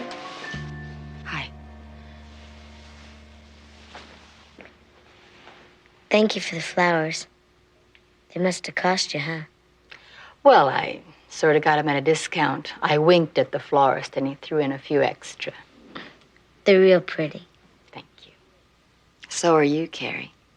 Especially when you smile. Sergeant Anderson? Pepper is my first name. Don't try conning me. I'm cute, period. I say you're pretty. Carrie, last night we were talking to your stepmother, and she thinks that maybe you were trying to meet up with your father, with Lou Keeler. And So let her think. What does she know? Or care? You know what? I hope I never have to see that gross old bag again. And you can tell her that for me. Well, maybe you won't have to. Let me tell you, I got a plan. Captain Crawley and I usually just handle murder cases, and you'd be taken care of by a juvenile. But when somebody comes along that we like, they let us take them over to some friends of ours who lost both their kids. They like to have some visitors, kids around the house again. Wouldn't be for long. Just until we find your daddy. What do you say? I don't want you to go snooping after him. Why not? I just don't want you to. Well, that's pretty stupid talk coming from a smart girl. And you're awful smart. He's obviously in trouble and we want to help him. Don't you know that? Listen to me. When you tried to get out of here, were you trying to find your father? Or trying to make contact with him somehow? How could I? I told you. I don't know where he is. Will anyone believe that? Will you believe it? Please? Carrie, somehow I do. Question. Why would anybody want to waste time bumping off a loser like Lou Keeler? How about if they're after somebody else? This is McGuire. We got quite a file on him. Man, he's dirty. Nothing major, but plenty long. Our intelligence says that he's mixed up with the Dominoes. Now, he could have gotten in bad with the mob. And if they wanted him dead, what if when the hitman saw the girl get into the car, he mistook Keeler for the father? He thought the father was picking up his kid. Sure possible. And McGuire disappeared. He must have had a reason. And that would account for her not knowing where he was and having to use Keeler. I'm not so sure she didn't know where he was. But, well, maybe it's all beginning to fall together. Wouldn't it be great if we could finally get something on the Dominoes? Hey, group. Hey, Hi, you just getting back from the hospital? Yeah. How's little Sarpus? She doesn't know where McGuire is. She doesn't? Okay. She's got a brother named Sean. You guys see if you can find him, put a tail on him. All right. All right. Meanwhile, I got a call from one of your friendlies. A little lady named Sally. She says she knows McGuire. Good old Sally came up with something, huh? She wants us to meet her at the store. Whatever that means.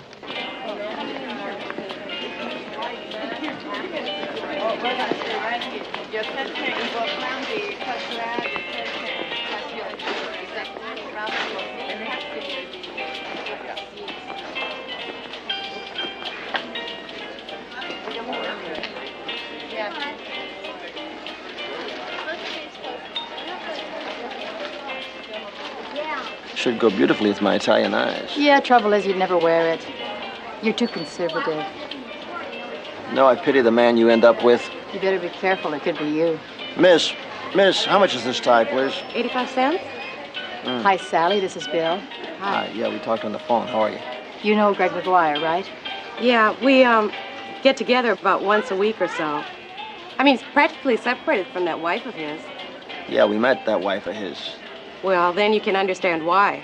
He's in trouble, and you know it. That's why you called us? Yeah, word is out he's in bad trouble. Have you seen him in the last couple of days? No, Is there any chance he could have skipped town? I doubt it. His daughter's still around, right? Well, I know one thing. He'd never leave without her. Sally, you think you can come up with a location on him? Well, I can try. We'll take the tie. Pay her.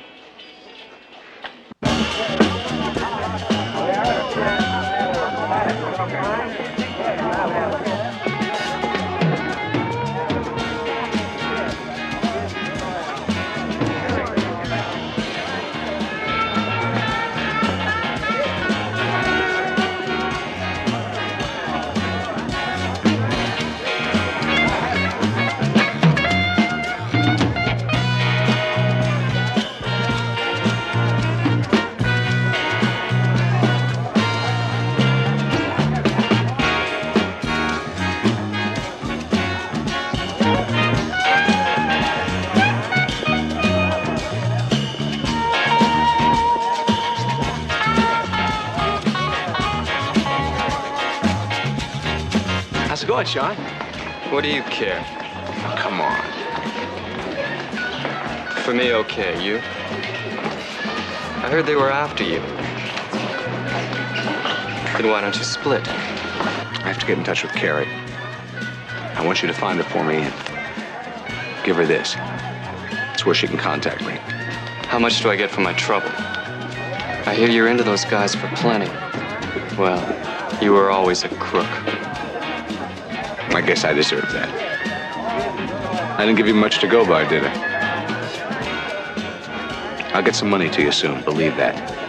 First, you find your sister or she gets in touch with you from a hospital, wherever, and you give her the envelope. Sean,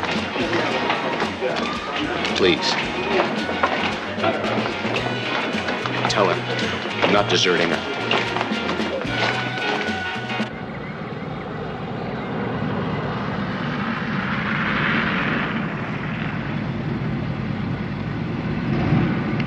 Oh, hi, Betty! Oh, hi. Hi, Carl. Hi, Betty. Hello. This must be the place. Sure hope it meets with your satisfaction. Hey, good to see you. Carrie, How are this you? is Mr. and Mrs. Novotny. This is Betty and Carl. Welcome, Carrie. Welcome, everybody. Welcome Thank you. Something smells good. Oh, well, come on inside. It's not goulash. Everybody's... Is it goulash? Our favorite kind of goulash. Goulash? I thought that was something you wear in the snow. Just get in the house. Yeah, you keep eating it like Carrie, that. That's how you're gonna look. Yeah, okay. I mean, yes, thank you. It's the best cake I ever had. Well, now that's the best compliment, because I made it myself. Now, peppers? Oh, no. Bill, no, Stuff. please? Oh, please do. Where we live? No, don't give them any Hello. more. Come on, you get fat. Oh, yeah. Just Well, you, and Oh, Haley here's only the thing eats for you. prune strudel at work. That's so the apple. Save the apple. I'm such a regular guy. Yep. Hi, Bill. This guy, Sean McGuire, we just located him at this discotheque on Romola. You want me to pick him up for questioning? No, I want you to tail him. See who he meets, where he goes. Okay. Well, I don't know. Bill, What? they're wondering if we could stay and watch some television. Please. You want to? How about a game? Play post office sergeant? Only with kids over 21. Not bad, not bad. How about a little craps? Or some poker? She's kidding. It's a long way back. We better get going. This is really delicious. Oh, that you're going to love, Carrie. Listen, Snake Eyes, now these are nice folks, and I want you to do exactly what they tell you, you understand? And don't go collecting any souvenirs. You're getting real hot with the jokes. Not nearly as hot as the seat of your pants is going to be. Oh, yes, and thanks. We really appreciate it. You know that. Oh, you're welcome. The doll, a little unusual, but a doll. Yeah. Yes, We she better is. get going. All right. Great dinner. Good. I wish you'd teach Pepper to cook. Oh, like that. come on. Hey, don't forget your doggy bag. Bye. Bye-bye. You behave yourself. Bye. Well, now. Well, now. I'll tell you what. I think we should go up right now and see your room, all right? I think you're going to like it. It's a bed with a great cover on it. I think you'll like it. Come on. Okay. Yes.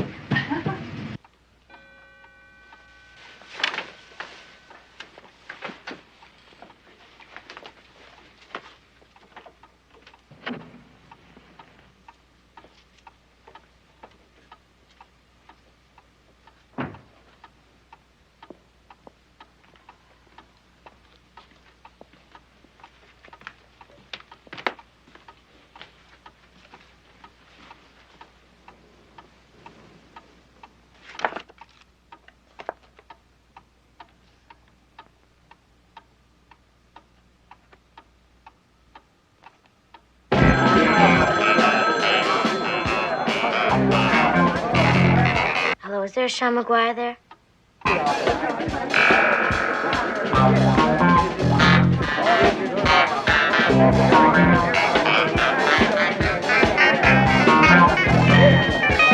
Yeah? Hello, dummy. It's Carrie.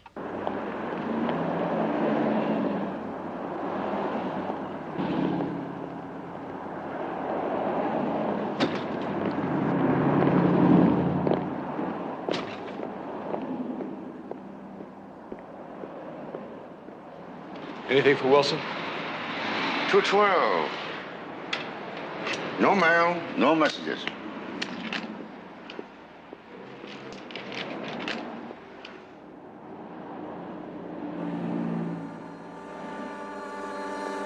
In the alley, McGuire.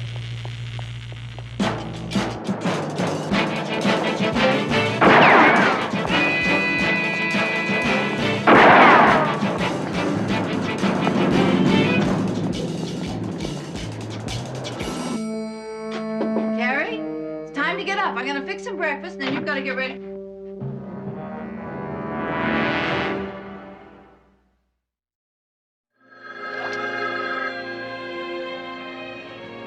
Crowley. It's gotta be Crowley. Only one I know who can't sleep at this hour of the morning.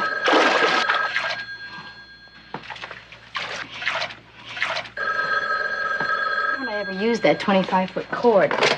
Okay, pussycat, what do you want? Oh, Betty, excuse me. It's just that, well, you know, I was, well, never mind.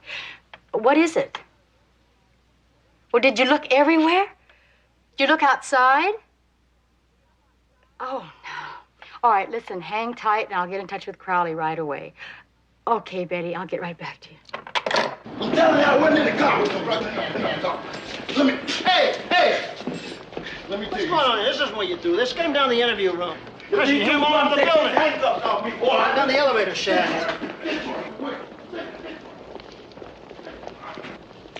Get this guy all the way down the elevator shaft. Any word? Yep. She's with her brother, Joe and Peter Tailingham. That poor kid. It really makes me sick. Pep, will you stop worrying? It's gonna be okay. She's a 12-year-old child. How can I help but worry about her? Pepper, we're on to it. It's gonna be okay, okay? Remind me to keep telling myself that.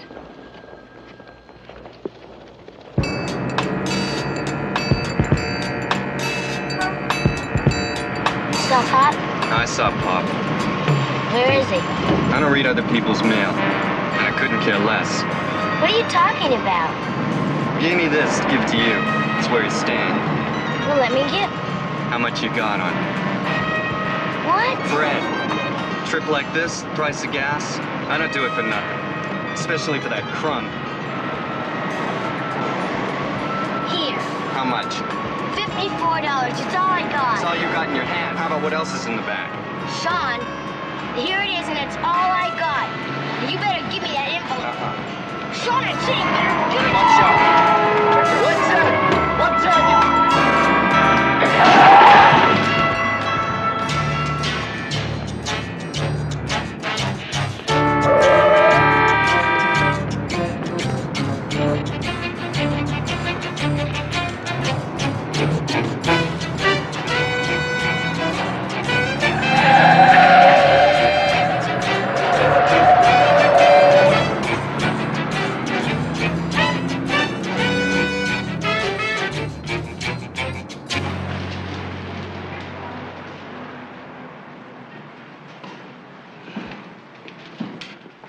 I'm looking for Mr. McGuire.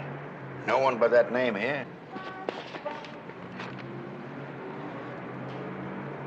Oh, him. Oh, yeah. But he's not in now. Don't think he'll be back either. He left in a hurry. When? Oh, yesterday. He might call in, though. Is there a place where he can reach you? I'll give you my address. Here, write it on this.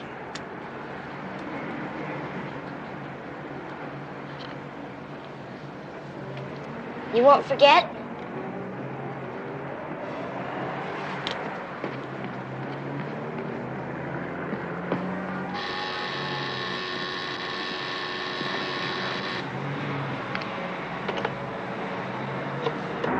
Here she comes. Yeah, come on. Let's see which way she's headed. I know which way she's headed.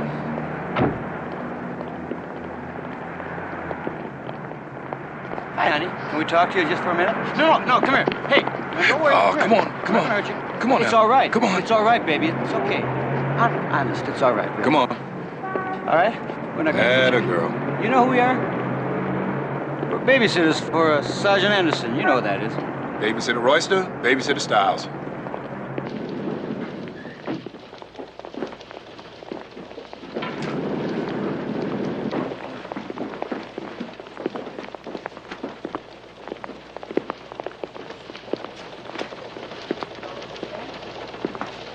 find out anything else?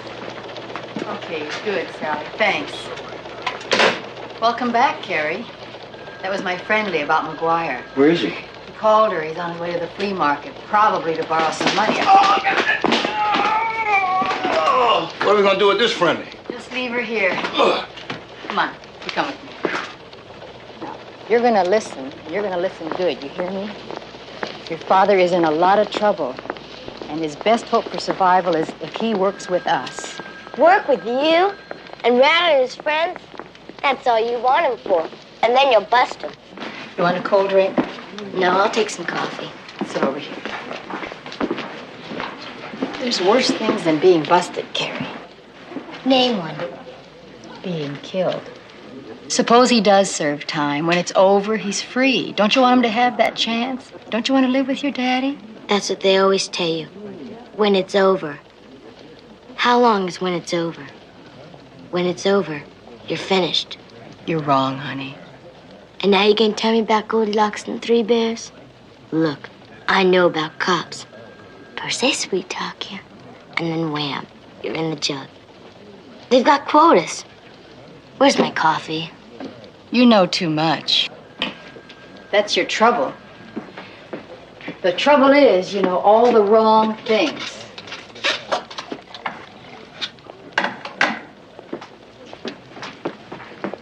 Trying to tell you something about your father, who you claim to love so much. Of course I love him. He's all I've got. Then why don't you help him? Or are you sweet-talking me? Okay, what do you want? First, some answers to some questions. What did you find out at the hotel? The Pop wasn't there. We know that. What else? That he might call in. I left a message. What was the message? That I was all right. Carrie, is there something you're supposed to tell your father or something he needs from you? I can't answer that. Why not? Give me a reason. I promised not to. Come on, Carrie. I promised. Who did you promise? God! I promised God in front of my father. Would you break a promise? In front of God to your father? Would you? I don't know.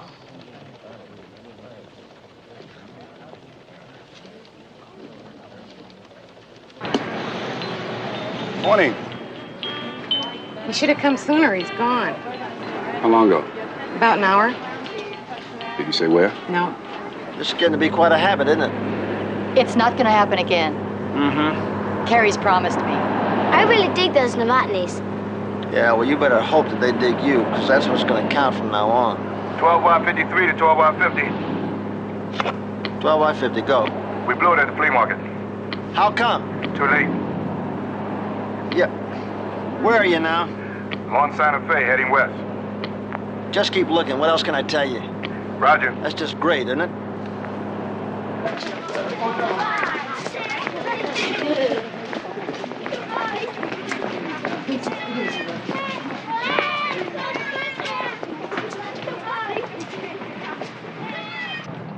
My daughter? Yeah, she was in looking for you. Describe her. Oh, about 12, long blonde hair, feisty. What did she say? Oh, she said to tell you that she'll be at the Avalon movie theater on 4th of Main, and she's gonna wait until 5. She said that. Well, I don't buy it. Try again. No dice. Wooden pipe. Give me the address the kid left.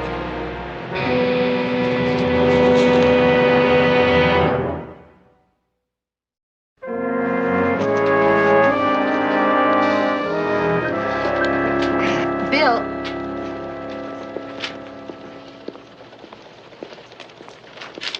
Finally got a call from the flea market. Sally called back about an hour ago. What would you tell her? To tell McGuire if she sees him or talks to him that I think the DA will go easy on him if he cooperates. Can she get to him? I think so. Bill, if we can get him before the grand jury, he's got a pretty good chance, don't you think? I mean, better than most. Sergeant Anderson. It's Carrie's father, Greg McGuire. Oh, Mr. McGuire. Thank God, we've been hoping to hear from you. How's Carrie? Fine. She's worried about you, but she's okay. You know why I'm calling, don't you? I can guess, but I'm not sure. I'm ready. I want to turn myself in. But I don't know how. I'm being tailed. I've shaken them for now, but I can't show again. Where are you now? On Alameda? Where on Alameda? Alameda and 7th. A saloon. Sinbad's Tavern. We're on our way.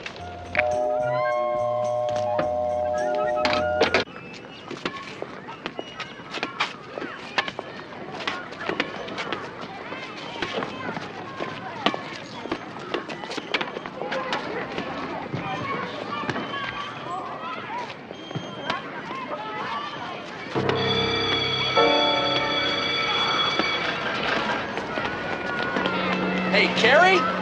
Come here. Your father's out front. He wants to see you.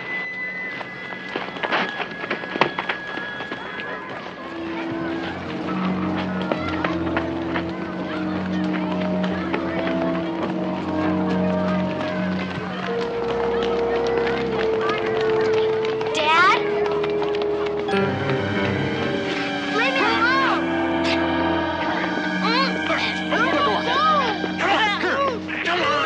Get in here. Now be still.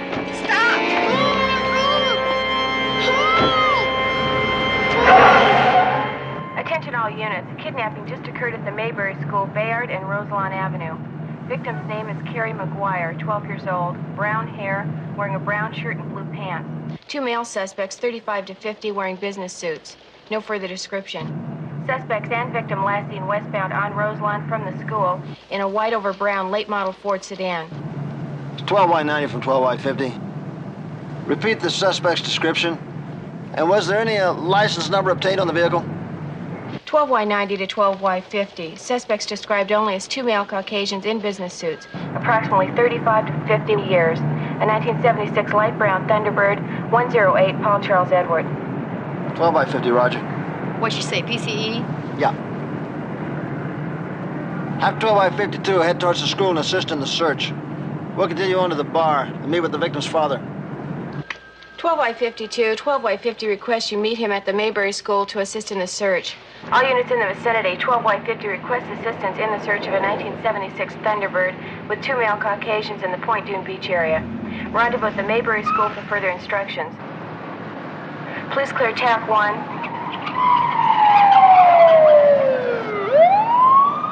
Is that a copy, Air 1? This is Air 1, Roger, 90. All units respond code 3.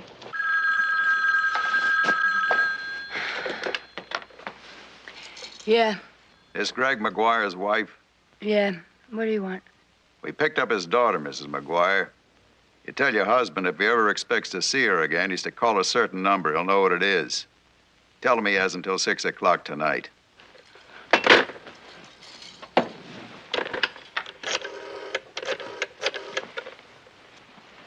Yeah, give me the number of Cheney Hotel. We could get out and walk, only I don't know what to do with the car. I don't know where the traffic's coming from.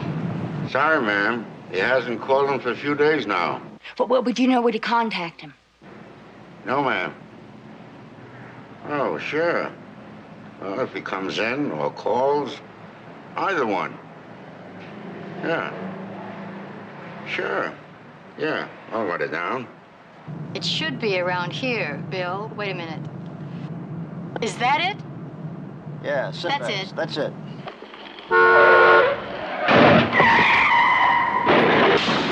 What's the matter, Joe? You crazy or something? Didn't you see that kid going across the street? What do you get this rifle from, out of a crocodile box? What is your problem, man? Mrs. Wilson, has my daughter been in? Well, in case she does. She won't. Your kid's been picked up. You want her? You gotta call a number. Get it? Who told you this? She said she was your wife, Helen.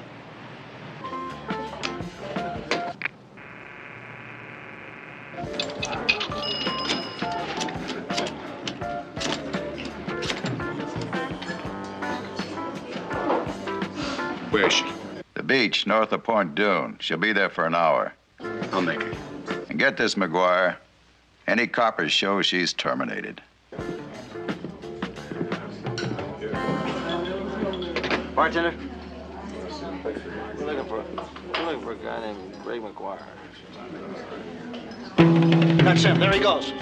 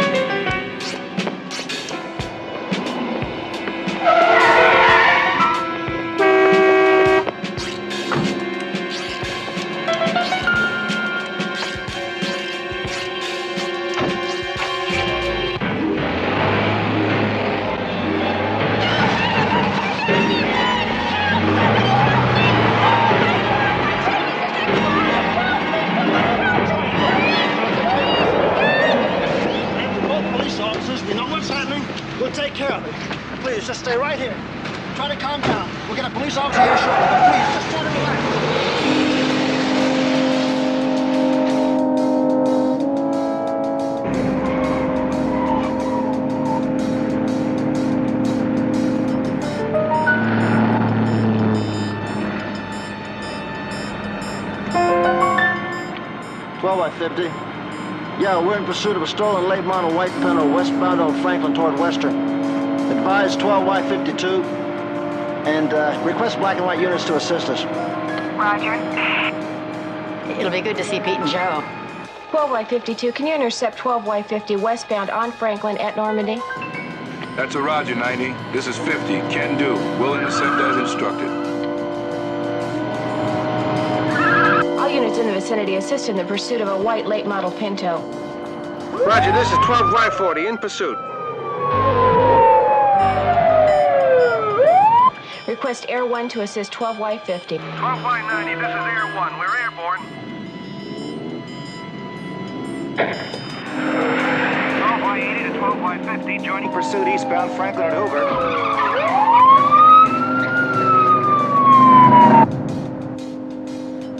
Somebody must have gotten word to him about Carrie. Oh, I hope not. You want me to lay back, Bill, or? Just don't cause him to have an accident.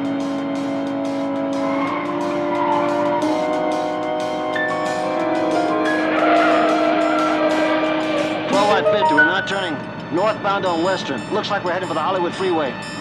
Request Air Unit to assist us. Air 1, did you copy 12Y50? Suspect in the late model white Pinto is now northbound on Western. There they are. You got them. Right behind you, Bill. Roger, Joe.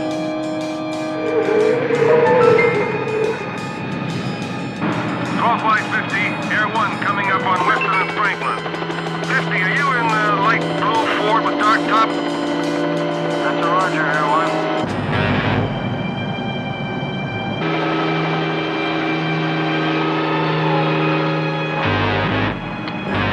12Y50, we're still heading north on Western.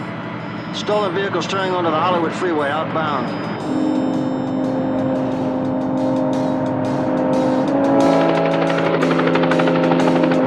West helicopter interceptors at junction of Ventura Freeway and Hollywood Freeway. Roger, 12Y50, rendezvous at Ventura and Hollywood Freeway.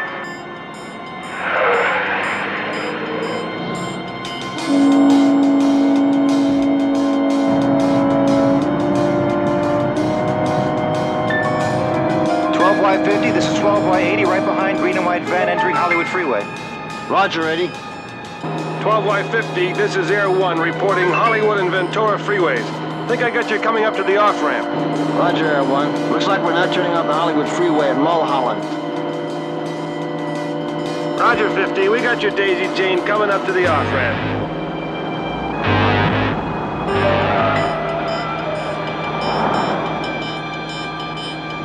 Air One, we're turning west toward the beach.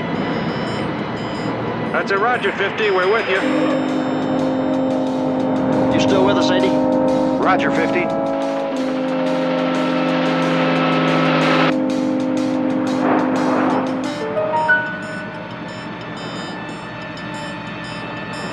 Y50 to all units. We're in the Topanga Tunnel. Keep it close, 80. Stay tight on 52's tail so he doesn't make us.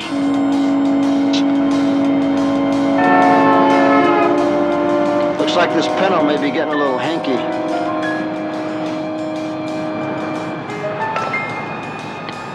Don't you think we better lay back a little, Bill?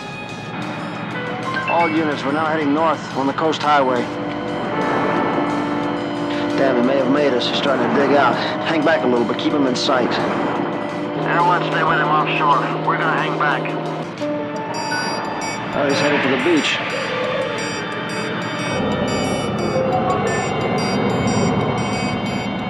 We've got him turning west toward the beach. Roger, Air One. We're with them. They're dead ending. You can clear the area, Air One, but hang by.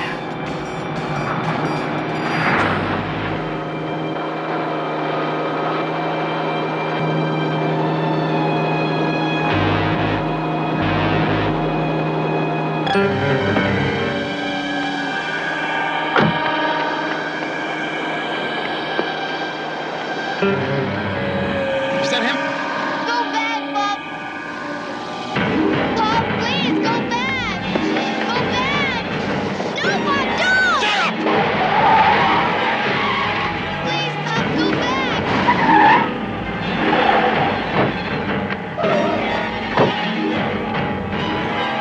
Slow down, McGuire!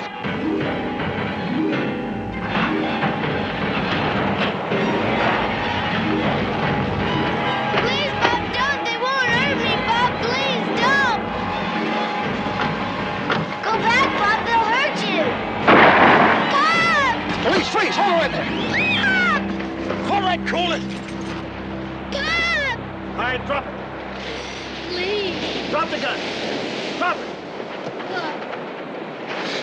Oh, Bob, please don't die. Please don't die, Bob. Caution. Pick up that other gun.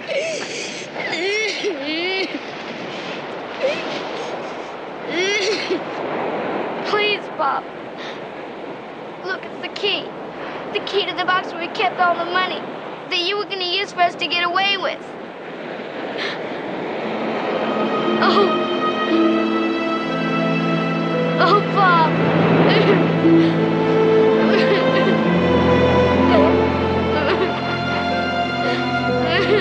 Carrie. Carrie, come on, come on. It's okay. It's okay. It's all right, sweetheart. Now, he loved you, and you loved him.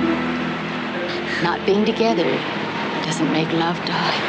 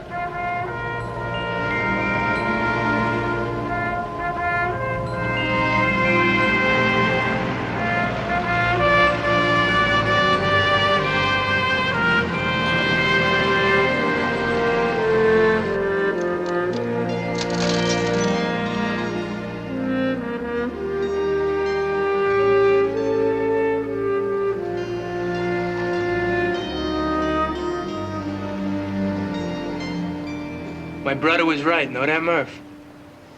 I should have stayed in law school. Sure. Then you could have defended the cockroaches instead of bunking with them. Always the cynic. No, Tony. Just a realist. Verissimo. If that means something dirty in Italian, you better... Means realism. Or close enough. That's what's kept you on the street all these years. When you should have made lieutenant years ago. Partner, it's us New York street cops that keep the roaches from consuming that sweet and gentle 8 million people out there. As the saying goes, partner, you served your time in hell. Why not relax a little? Take one of those cushy desk jobs. Why not, huh? That's easy. I've got 6 months left before I'm eligible for pension. And I'm doing them. Just doing them. Rotten heat. I bet I've sweat off 6 or 7 pounds. How about a cola? How about shutting up for a few minutes? You're beginning to sound like my brother-in-law. Hey, partner, if they close in, will you...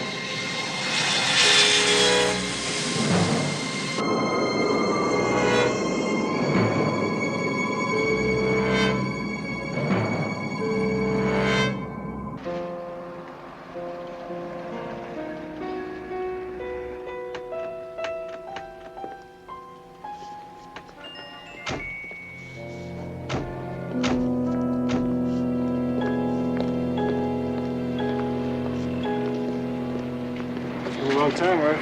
It's good to see you, Billy. Helen sends her love. Wants to know when you're coming back again. Are you kidding? I wouldn't trade our sunshine and smog for your heat and humidity any day. Say hello to my partners. Pepper Anderson, Hey, Joe Joe. Stiles, Pete Royster. Hey, how you doing? Keith Murphy. John Trumbull. How do you do? John. Oh, it's just 2 of you guys, huh? Well, there's only 2 of them. You know, if I had a partner like that, I wouldn't leave California either. Oh, been hanging around the Blarney Stone, huh? The Blarney Stone, is it? Billy should know better than that. The Irish are famous for 2 things. Their appreciation for fine whiskey, and beautiful women. Well, how sweet. Joseph, when are you going to start doing that? Should have thought you'd at least come by the office. Are you kidding? He had to come right here. They're both in room 411. Tedesco, and what's the other one's name? Blab. There's only one exit, a hallway door. Leads out onto the fire escape there. You know what, friend? What? I think we ought to call SWAT in on this. Look, these 2 bums, I want them, Billy. They cut down my partner, they executed him. Now, if something goes wrong, we'll call in the Marines, okay? Okay.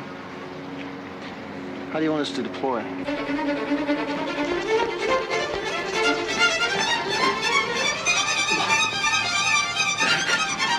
Wait, hold stay up.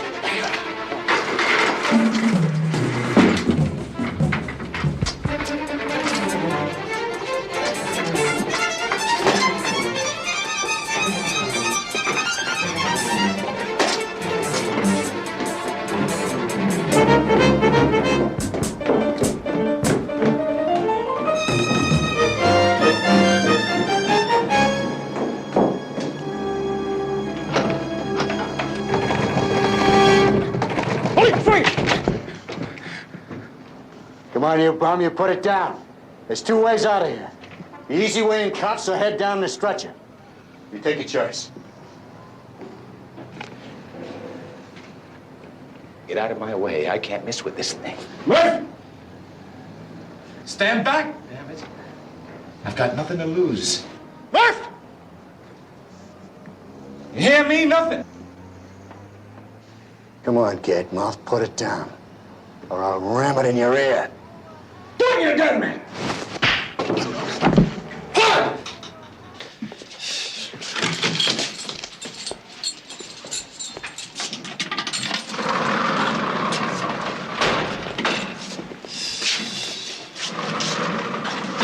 when am I gonna get to see the doctor? These stitches gotta come out, huh? Who did they anyway?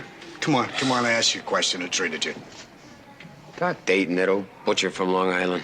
Leave the crybaby alone. What happens next when I see my lawyer? You waive extradition. We'll fly you to New York tomorrow. With who? With me, you little darlings. And if I don't? Well, in about a month after the hearing, I'll come back again. Instead of a nice little plane ride, you and me will drive back alone in one of those caged cars. You get the picture, clown? Tomorrow? If you sign this, I'll get you out of here on the first available flight.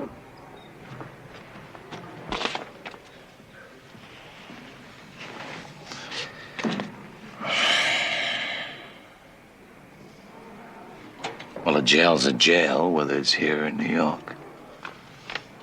At least we'll get one good meal on the plane. Traveling first class only. Oh, absolutely. 747. Let me sign this. They set a table for you up in the lounge. That's terrific. Now when I get to see that doctor? I'll have you checked.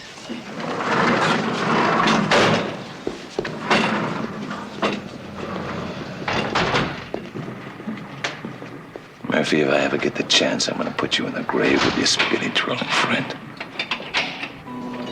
What I want to know is how you located him so fast. The butcher, Dr. Dayton, is kind of a reluctant snitch. Blatt phoned him from here to find out about the follow-up treatment. And he gave the good doctor the number where he could be reached. Right. You know, there are rules and regs that aren't in the Hippocratic Oath. I used to say hypocritic before Helen straightened me out. She's a great woman. You know something? I wish you guys would hang around for a few days. I'm game.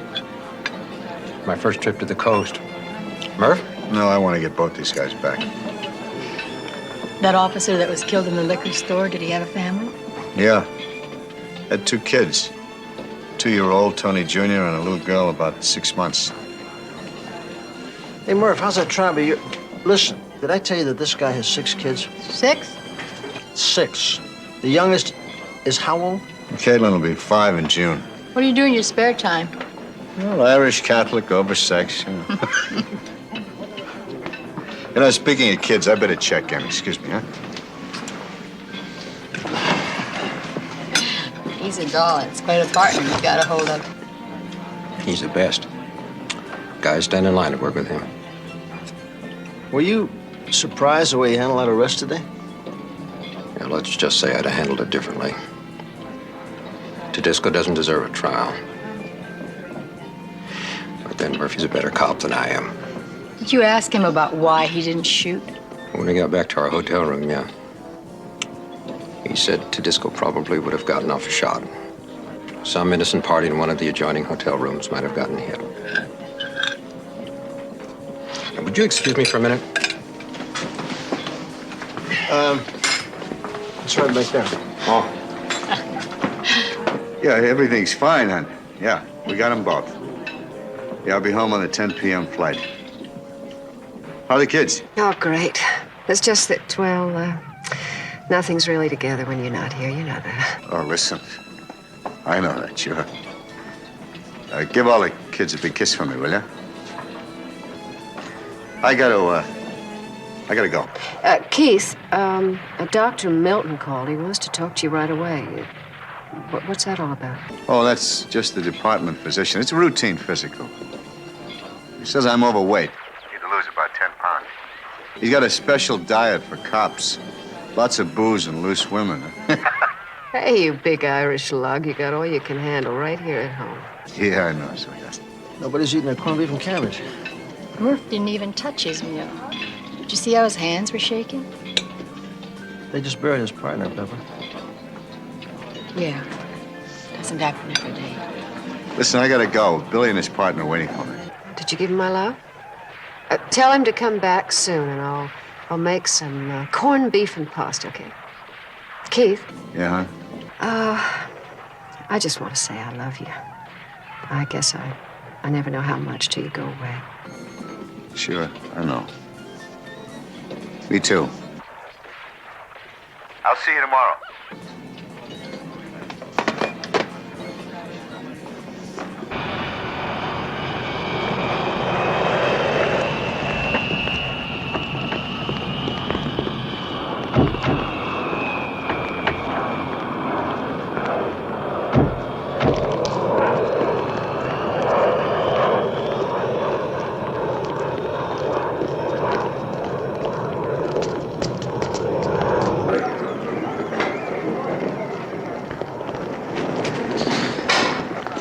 Listen, we still got a few minutes. Somebody want a cup of coffee? None for me. Maybe Pepper. No, I'm all coffeeed out. What time did your plane get in? Just after midnight. Hey, what about some coffee for us?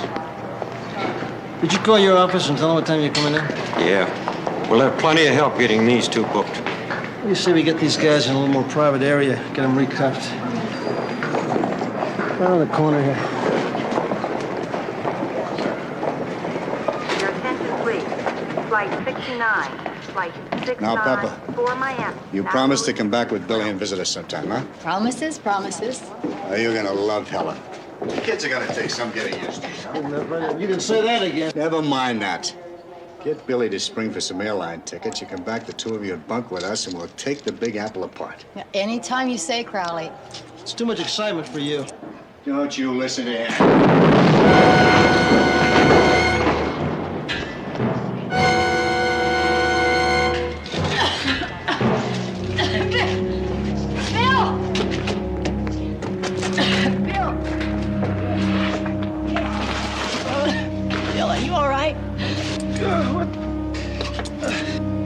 Where's Tedesco?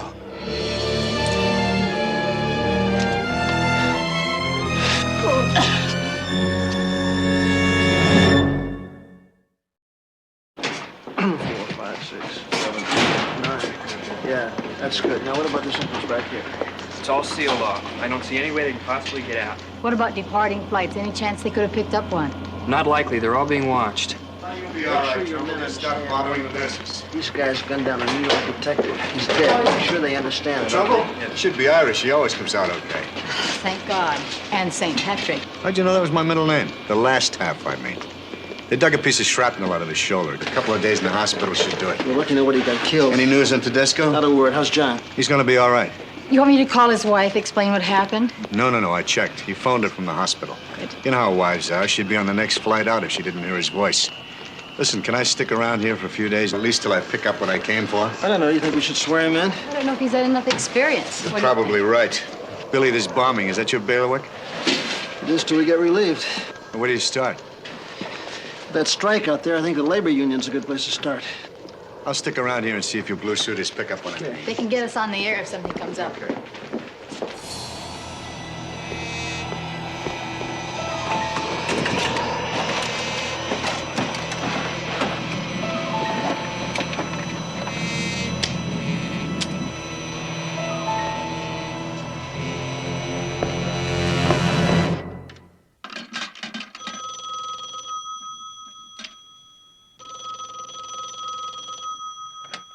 Hello? Miss Murphy, this is Dr. Milton again. Oh, hi, Dr. Milton. I was wondering if, have you heard from Keith? Yes, he called last night. He said he'd be home sometime tonight. Well, I'd like to talk to him as soon as possible. You'll be sure to tell him that. Of course. Is anything wrong? I mean, with the physical? Oh, he's fine, Mrs. Murphy. I simply have some questions regarding his past health. Sorry to have troubled you. No trouble at all. I'll put him on that new diet just as soon as he walks in the door. That's the kind of talk I like to hear. Goodbye, Miss Murphy. Bye-bye.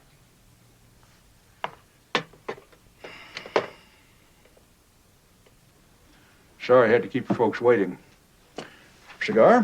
Oh, no thanks. We don't smoke. Mr. Webster, you know about the airport bombing. Yeah, I heard about it on, Wait a minute. Is this why you're here? Because you think my union had something to do with that? We're not sure about that, but we do think this is a good place to start. Mr. Webster, we talked to a few of your pickets. It seems this has been a pretty bitter strike. I'll name you one that isn't until it's over. Look, Sergeant Crowley, is it? Sergeant Anderson? Mm-hmm. We don't settle labor disputes that way. We bargain, folks. We bargain for what we get. This is bothering you, isn't it? Oh, no, not that much. I'm sorry, I'll put it out. Lousy habit. Stopped once. 3 whole weeks. Shame you started up again. What about disgruntled employees? I mean, anybody that might want to make the union look bad?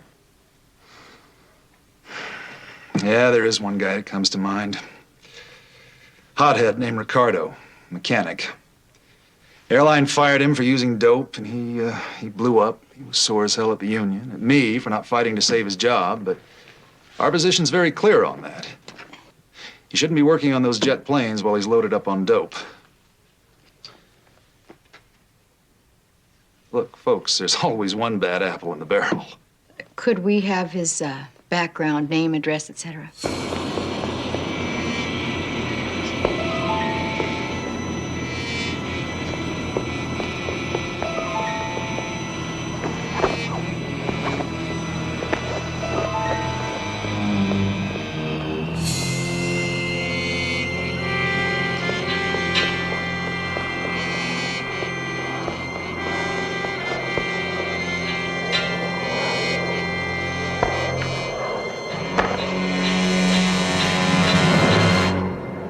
Hey, lady, hand me that wrench down there, huh?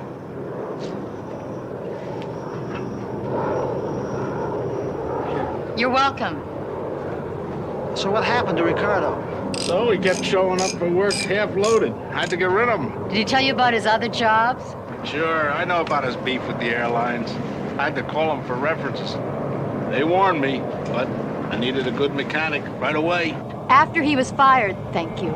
Did he scream raw deal? From the rooftops. He felt the union let him down. They didn't back him up in his fight to keep his job. Look, if he comes back, we'd appreciate a call. He won't. He had a fight. I had to throw him out. If you ask me, he's a psycho. Thanks a lot. Hey, lady, that oil line down there. It's nice, isn't it? Yeah, so I'm going to be hung up here for a few days, sweetheart. Yeah, John will be released from the hospital in a couple of days. Tell him not to worry about Penny. She's going to stay here with us. Oh, that's fine. You're a good woman, Mrs. Murphy. Consider it. Helen, do you hear me? Yeah, Keith, Dr. Milton called again. I don't understand. I mean, why does he keep phoning? Excuse me. Sergeant Murphy, we may have one of your crooks located. Air freight employee saw someone sneak into one of the crates. Yeah, I gotta go, Helen. I love you, yeah? I love you, too.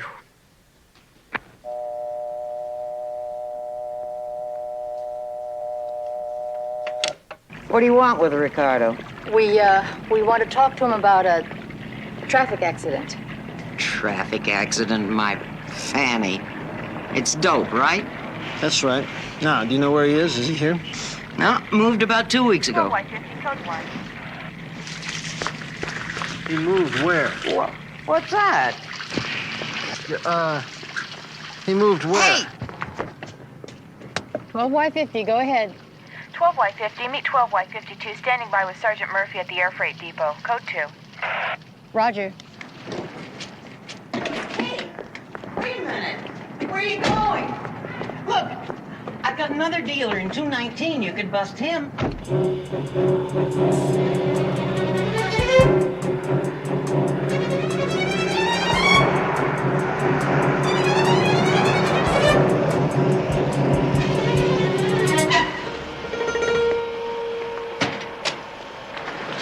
Hey, what's going on? Yeah, over there in the crate. Some employees said they saw this guy slip inside.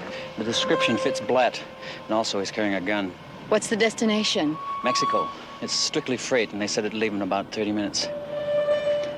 I'm gonna get that forklift. Let's get him loaded.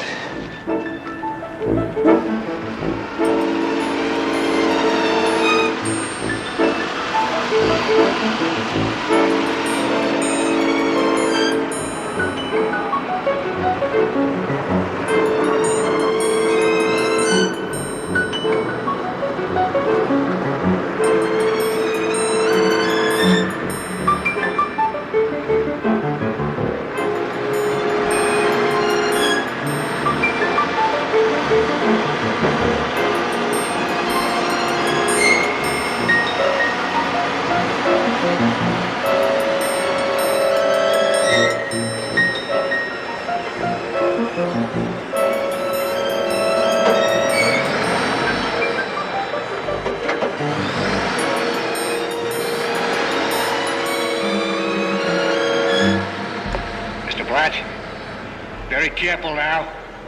Throw out that gun. Raise your hands and stand up where we can see you. Repeat. Raise your hands and stand up.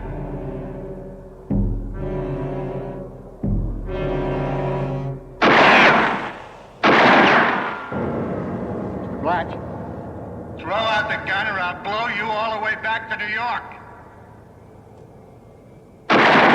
Murph, what the hell are you doing? I know this, scum. Watch.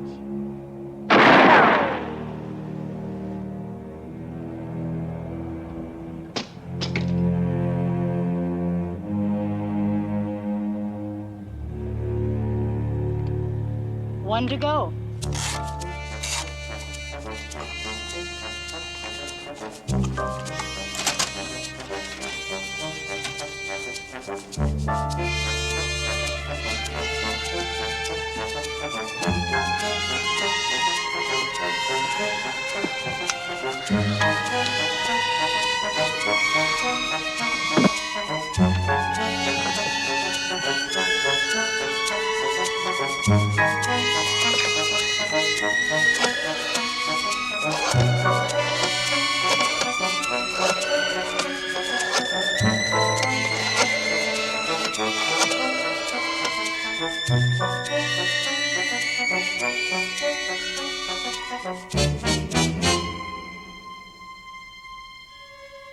Listen carefully. I'm the man who bombed the airport. They must pay for what they do to poor people. I have planted another bomb at the airport.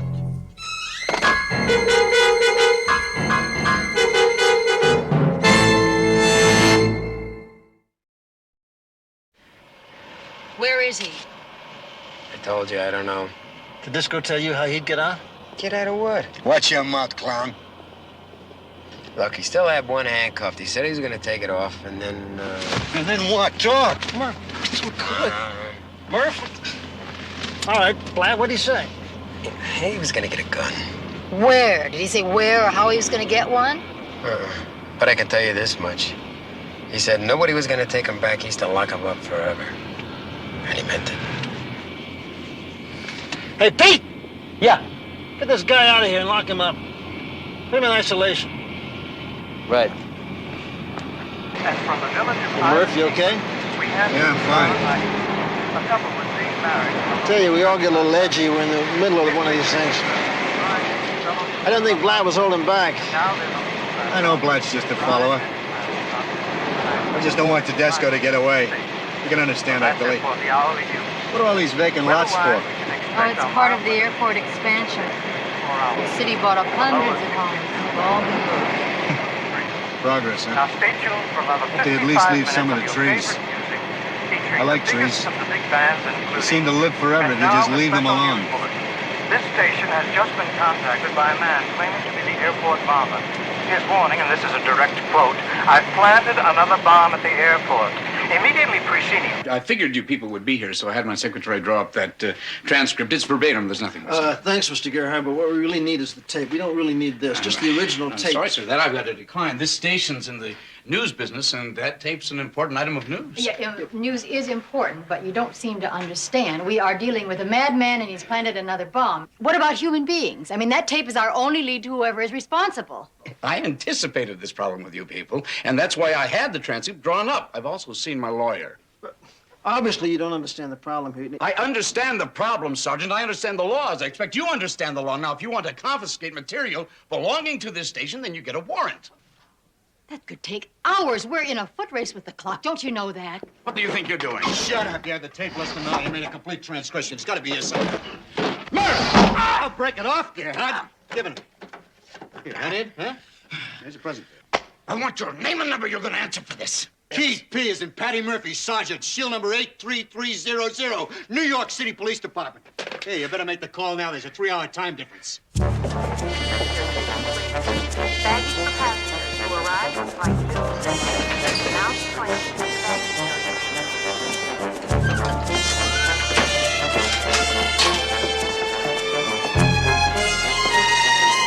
Gerhardt's gonna beat you, you know that. You know what, Pepper? I don't care what he does. Yo, listen, if you want to be a hotshot, Murph, do it on your own turf. It's a little different out here. We got to explain things. Is that the truth he's telling? The whole truth. I'll clue you, Billy. Back in New York, there's some brass that don't think I'm such a hotshot there either. So he beats me. So they'll probably tear up my library card. Big deal. I barely read the newspapers as it is. Come on, we needed the tape, we got it.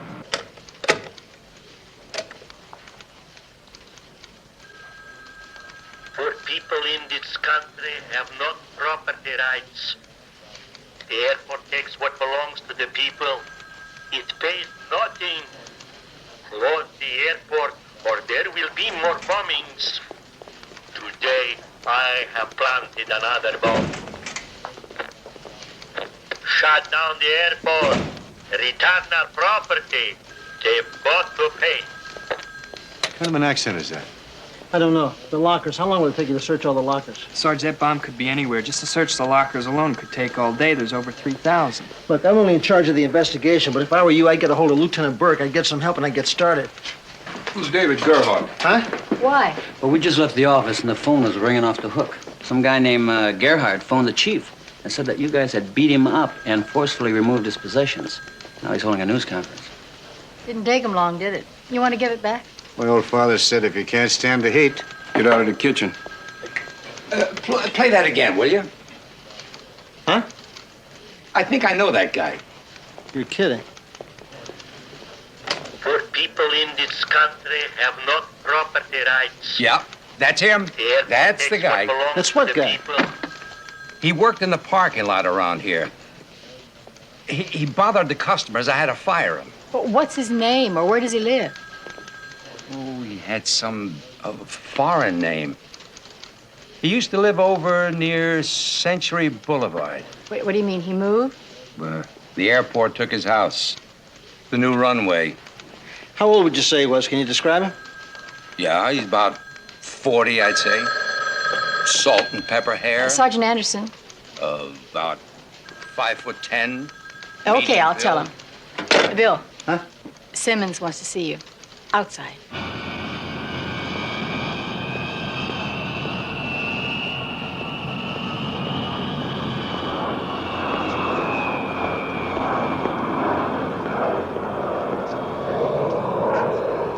Get in. What's the matter? Security's so tight you can't get in? What's up? Just had a meeting with Burke. He's got the dog sniffing all the lockers. That's good. Why are we talking about out here? Bill, you're working one of the most sensitive cases in the department's history. The whole country's watching us. Yeah, and? And the department can't afford any mistakes. Mistakes that may jeopardize future prosecutions. We're talking about Murphy and the tapes, right? Right. I mean, Gerhardt must have made his phone call. Chief called me personally. Now, he's not worried about any heat that Gerhardt might generate, but let's be realistic. Who can foresee how any one of our more liberal-minded judges may rule on the admissibility of that tape? It could be our whole case, Bill. And considering the way you got it... Captain, I understand the problem, okay? But let me tell you something. If Murphy hadn't grabbed that tape, we wouldn't have a good lead on a suspect right now. We sure wouldn't have gotten it from a transcript, I'll tell you that. Between us, I know that, Bill, and I'm glad to hear it. But now let me give it to you in black and white. Under no circumstances, I repeat, no circumstances is Sergeant Murphy to participate in any way in this investigation. Now, that is an order, Bill, and comes right from the chief.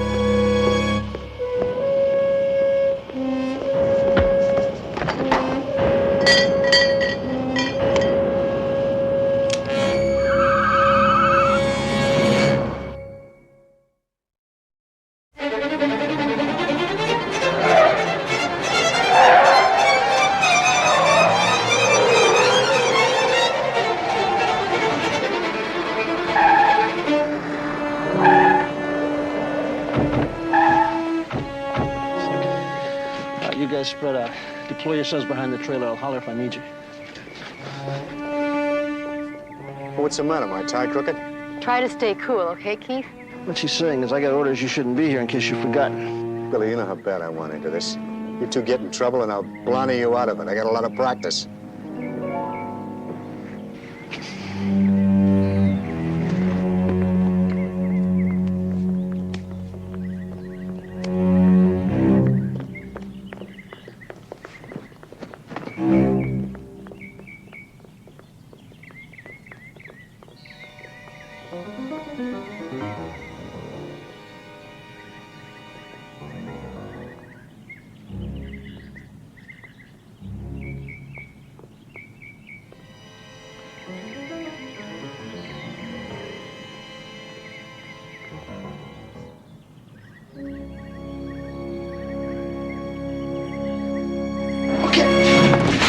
Hey, police! On your feet. Get on your feet. Get your hands on top of your head. Turn around. Don't make a move.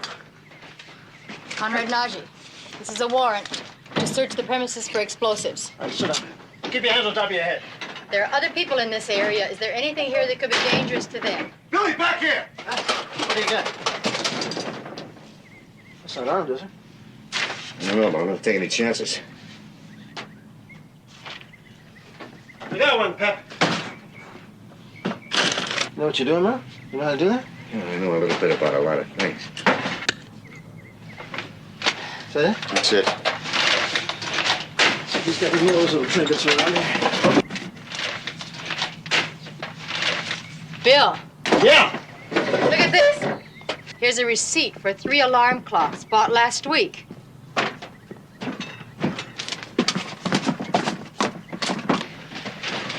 Hey, Murph. See if you can find another alarm clock. Because if we don't, we sure as hell got another bomb on our hands. Is Sergeant Murphy there? This is his wife calling from New York. I'm sorry, ma'am. He's out with Sergeants Crowley and Anderson right now. Just a minute, Miss Murphy. They just came in. Sergeant Murphy, it's your wife.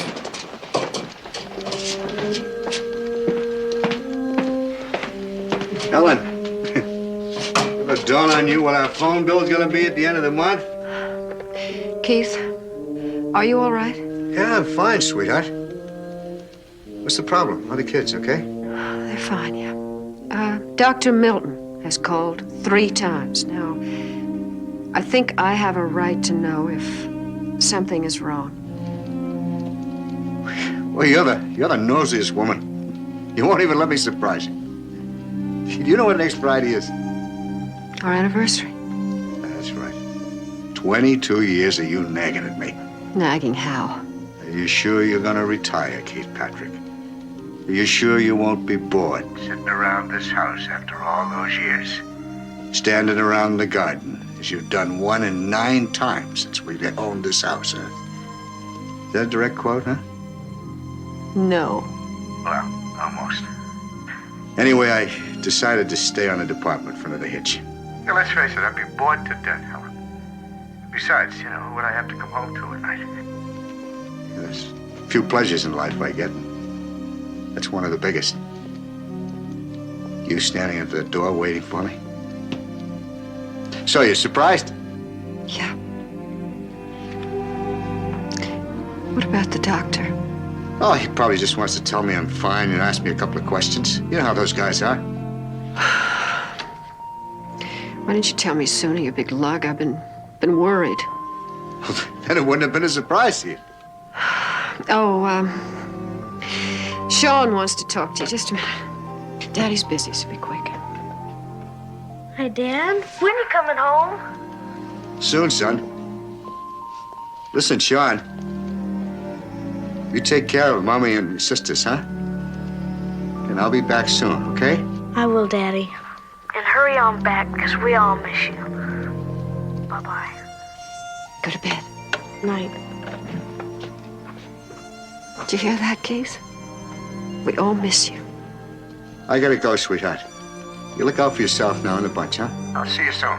You take care of yourself, huh? Hey, haven't I always? Helen, I want you to know I love you.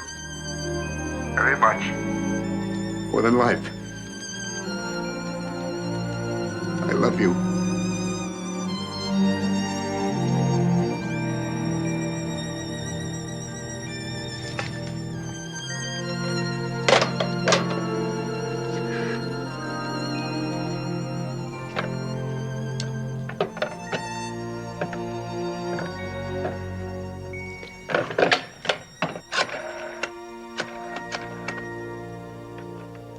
You're lucky, Najee. You're really lucky. You understand what I'm saying to you? So far, nobody's been killed.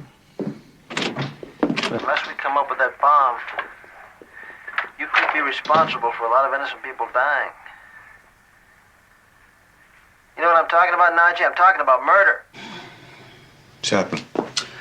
Well, he hasn't opened his mouth since we brought him in. I heard about that officer at the airport. He's in really bad shape. Doc says he may pull through, though. Has he got a family? 3 kids. When we get to Disco, I'll, How do we know Tedesco did it? Well, who else could it be? Well, he'll get his. Don't worry about that. I guarantee that.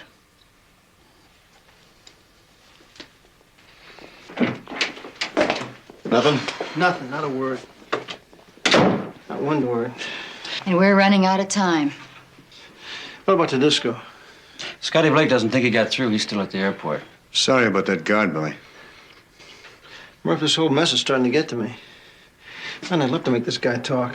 I'll make him talk. Let me at him. I'll break every bone in his body. Keith, with a man like this, nothing physical is going to work. She's right. Oh, what is? Hey, Bill. Just got a call from the airport. They spotted Tedesco. What about Najee? Stick with him, Pep. See what you can get out of him. Mr. Najee. Nudge. What you're doing, Mr. Nodge. What you've been doing. I understand your reasons. You're angry, very angry, and hurt. And you feel you have a cause and you want the world to know about it. You know, many of us do. Without something to believe in, without a cause, most of the people in the world would just be existing. Causes are very necessary. But there are other ways to let the world know about our cause by, not by bloodshed and violence, but by shouting out, "Hey, listen to me. Listen to me. I have something to say. Pay attention to me." We all feel that way. We can get newspapers. We can get reporters to come here, as many as you want. And you can speak, you can tell them everything, and they'll listen. You can say what you have to say. They will listen, and they'll put it on the front pages, and they'll put it on television. But not until you tell us where you've planted that bomb. Innocent people will die. And you'll have lost your voice forever.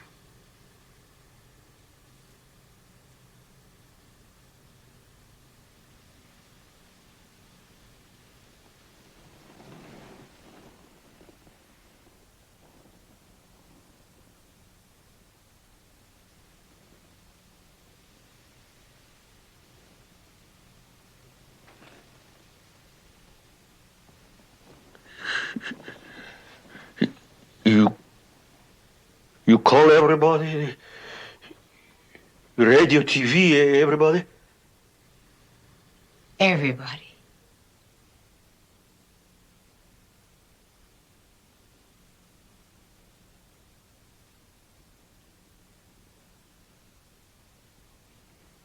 If you promise, all right.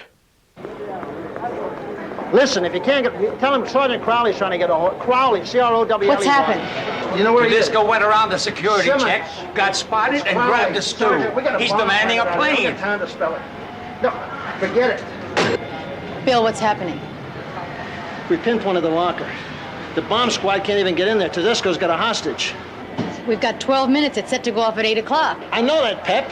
Where's Murph? With Tedesco. She's back! Get out of my way. I can't miss with this thing. I'm telling you for the last time, you move any closer and she's dead. Tedesco, let her go. There's a bomb planted in there, man. It's going to go off at 8 o'clock. Sure. Listen to him. There is a bomb in there. Let her go. Now you listen to me. I want a plane. Pull it up outside, fueled and ready to go. Don't try any tricks. I'll shoot, I swear.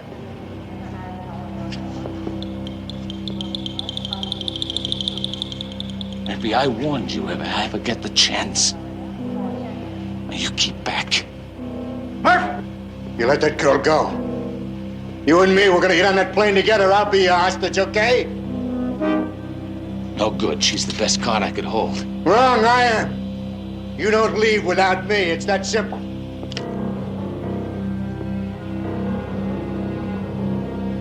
I'll kill her. You know I will. No, you won't. Because if you do, I'll blow your rotten head off. Now let her go. You let her go. I got my gun holstered. You got me. What better hostage could you have than a cop?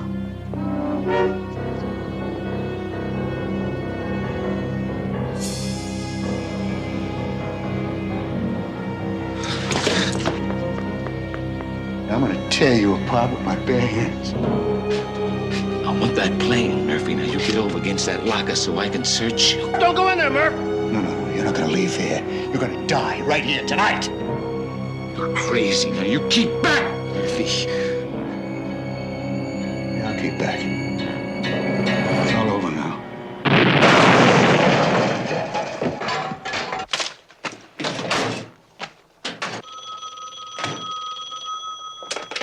Sergeant Anderson.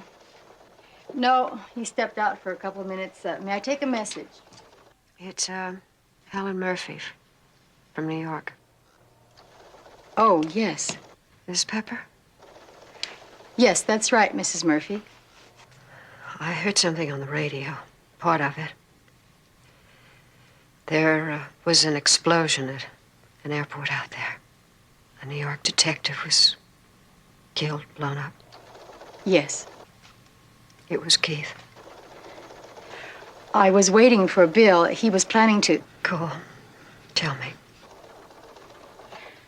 I'm very, very sorry. I'm really so sorry. I liked him. He was killed instantly. Here comes Bill now. Hold on. It's Helen.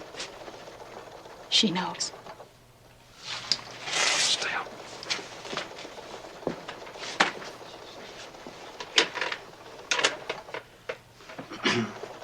Helen, honey, it's Bill. I know, Billy, I know. Just tell me one thing. She walked into it? The explosion? Honey, he was walking toward this guy Tedesco, and Killed himself. it happened so fast. I don't know about that. I wonder about that.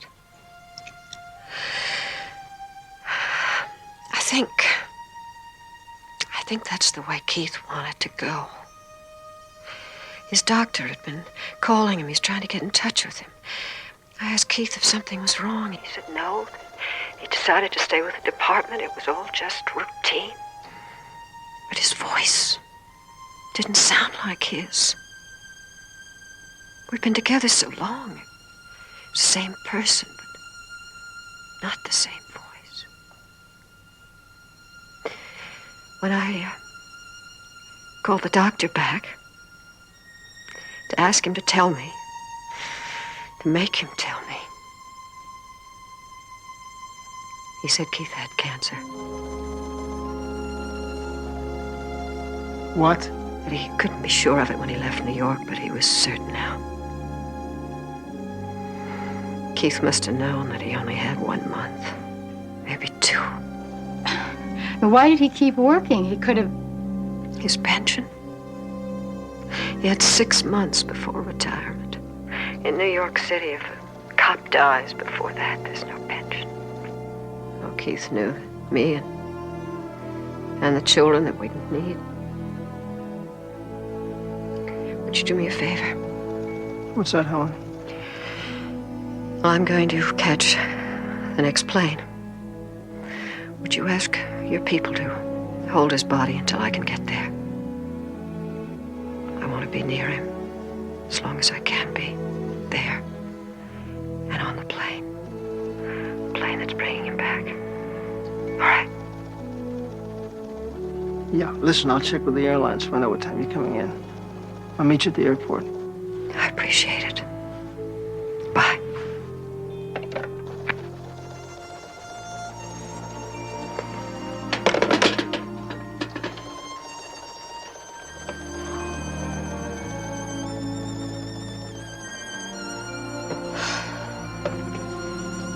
I feel so sorry for her. I feel sorry for Keith. And yet I feel better that I knew him. That I knew him. You know what I mean, Bill? Yeah. I know what you mean. Pepper, what do you say we go out for a long drive, huh? Yeah. Maybe we can stop by St. Brennan's. Light a candle.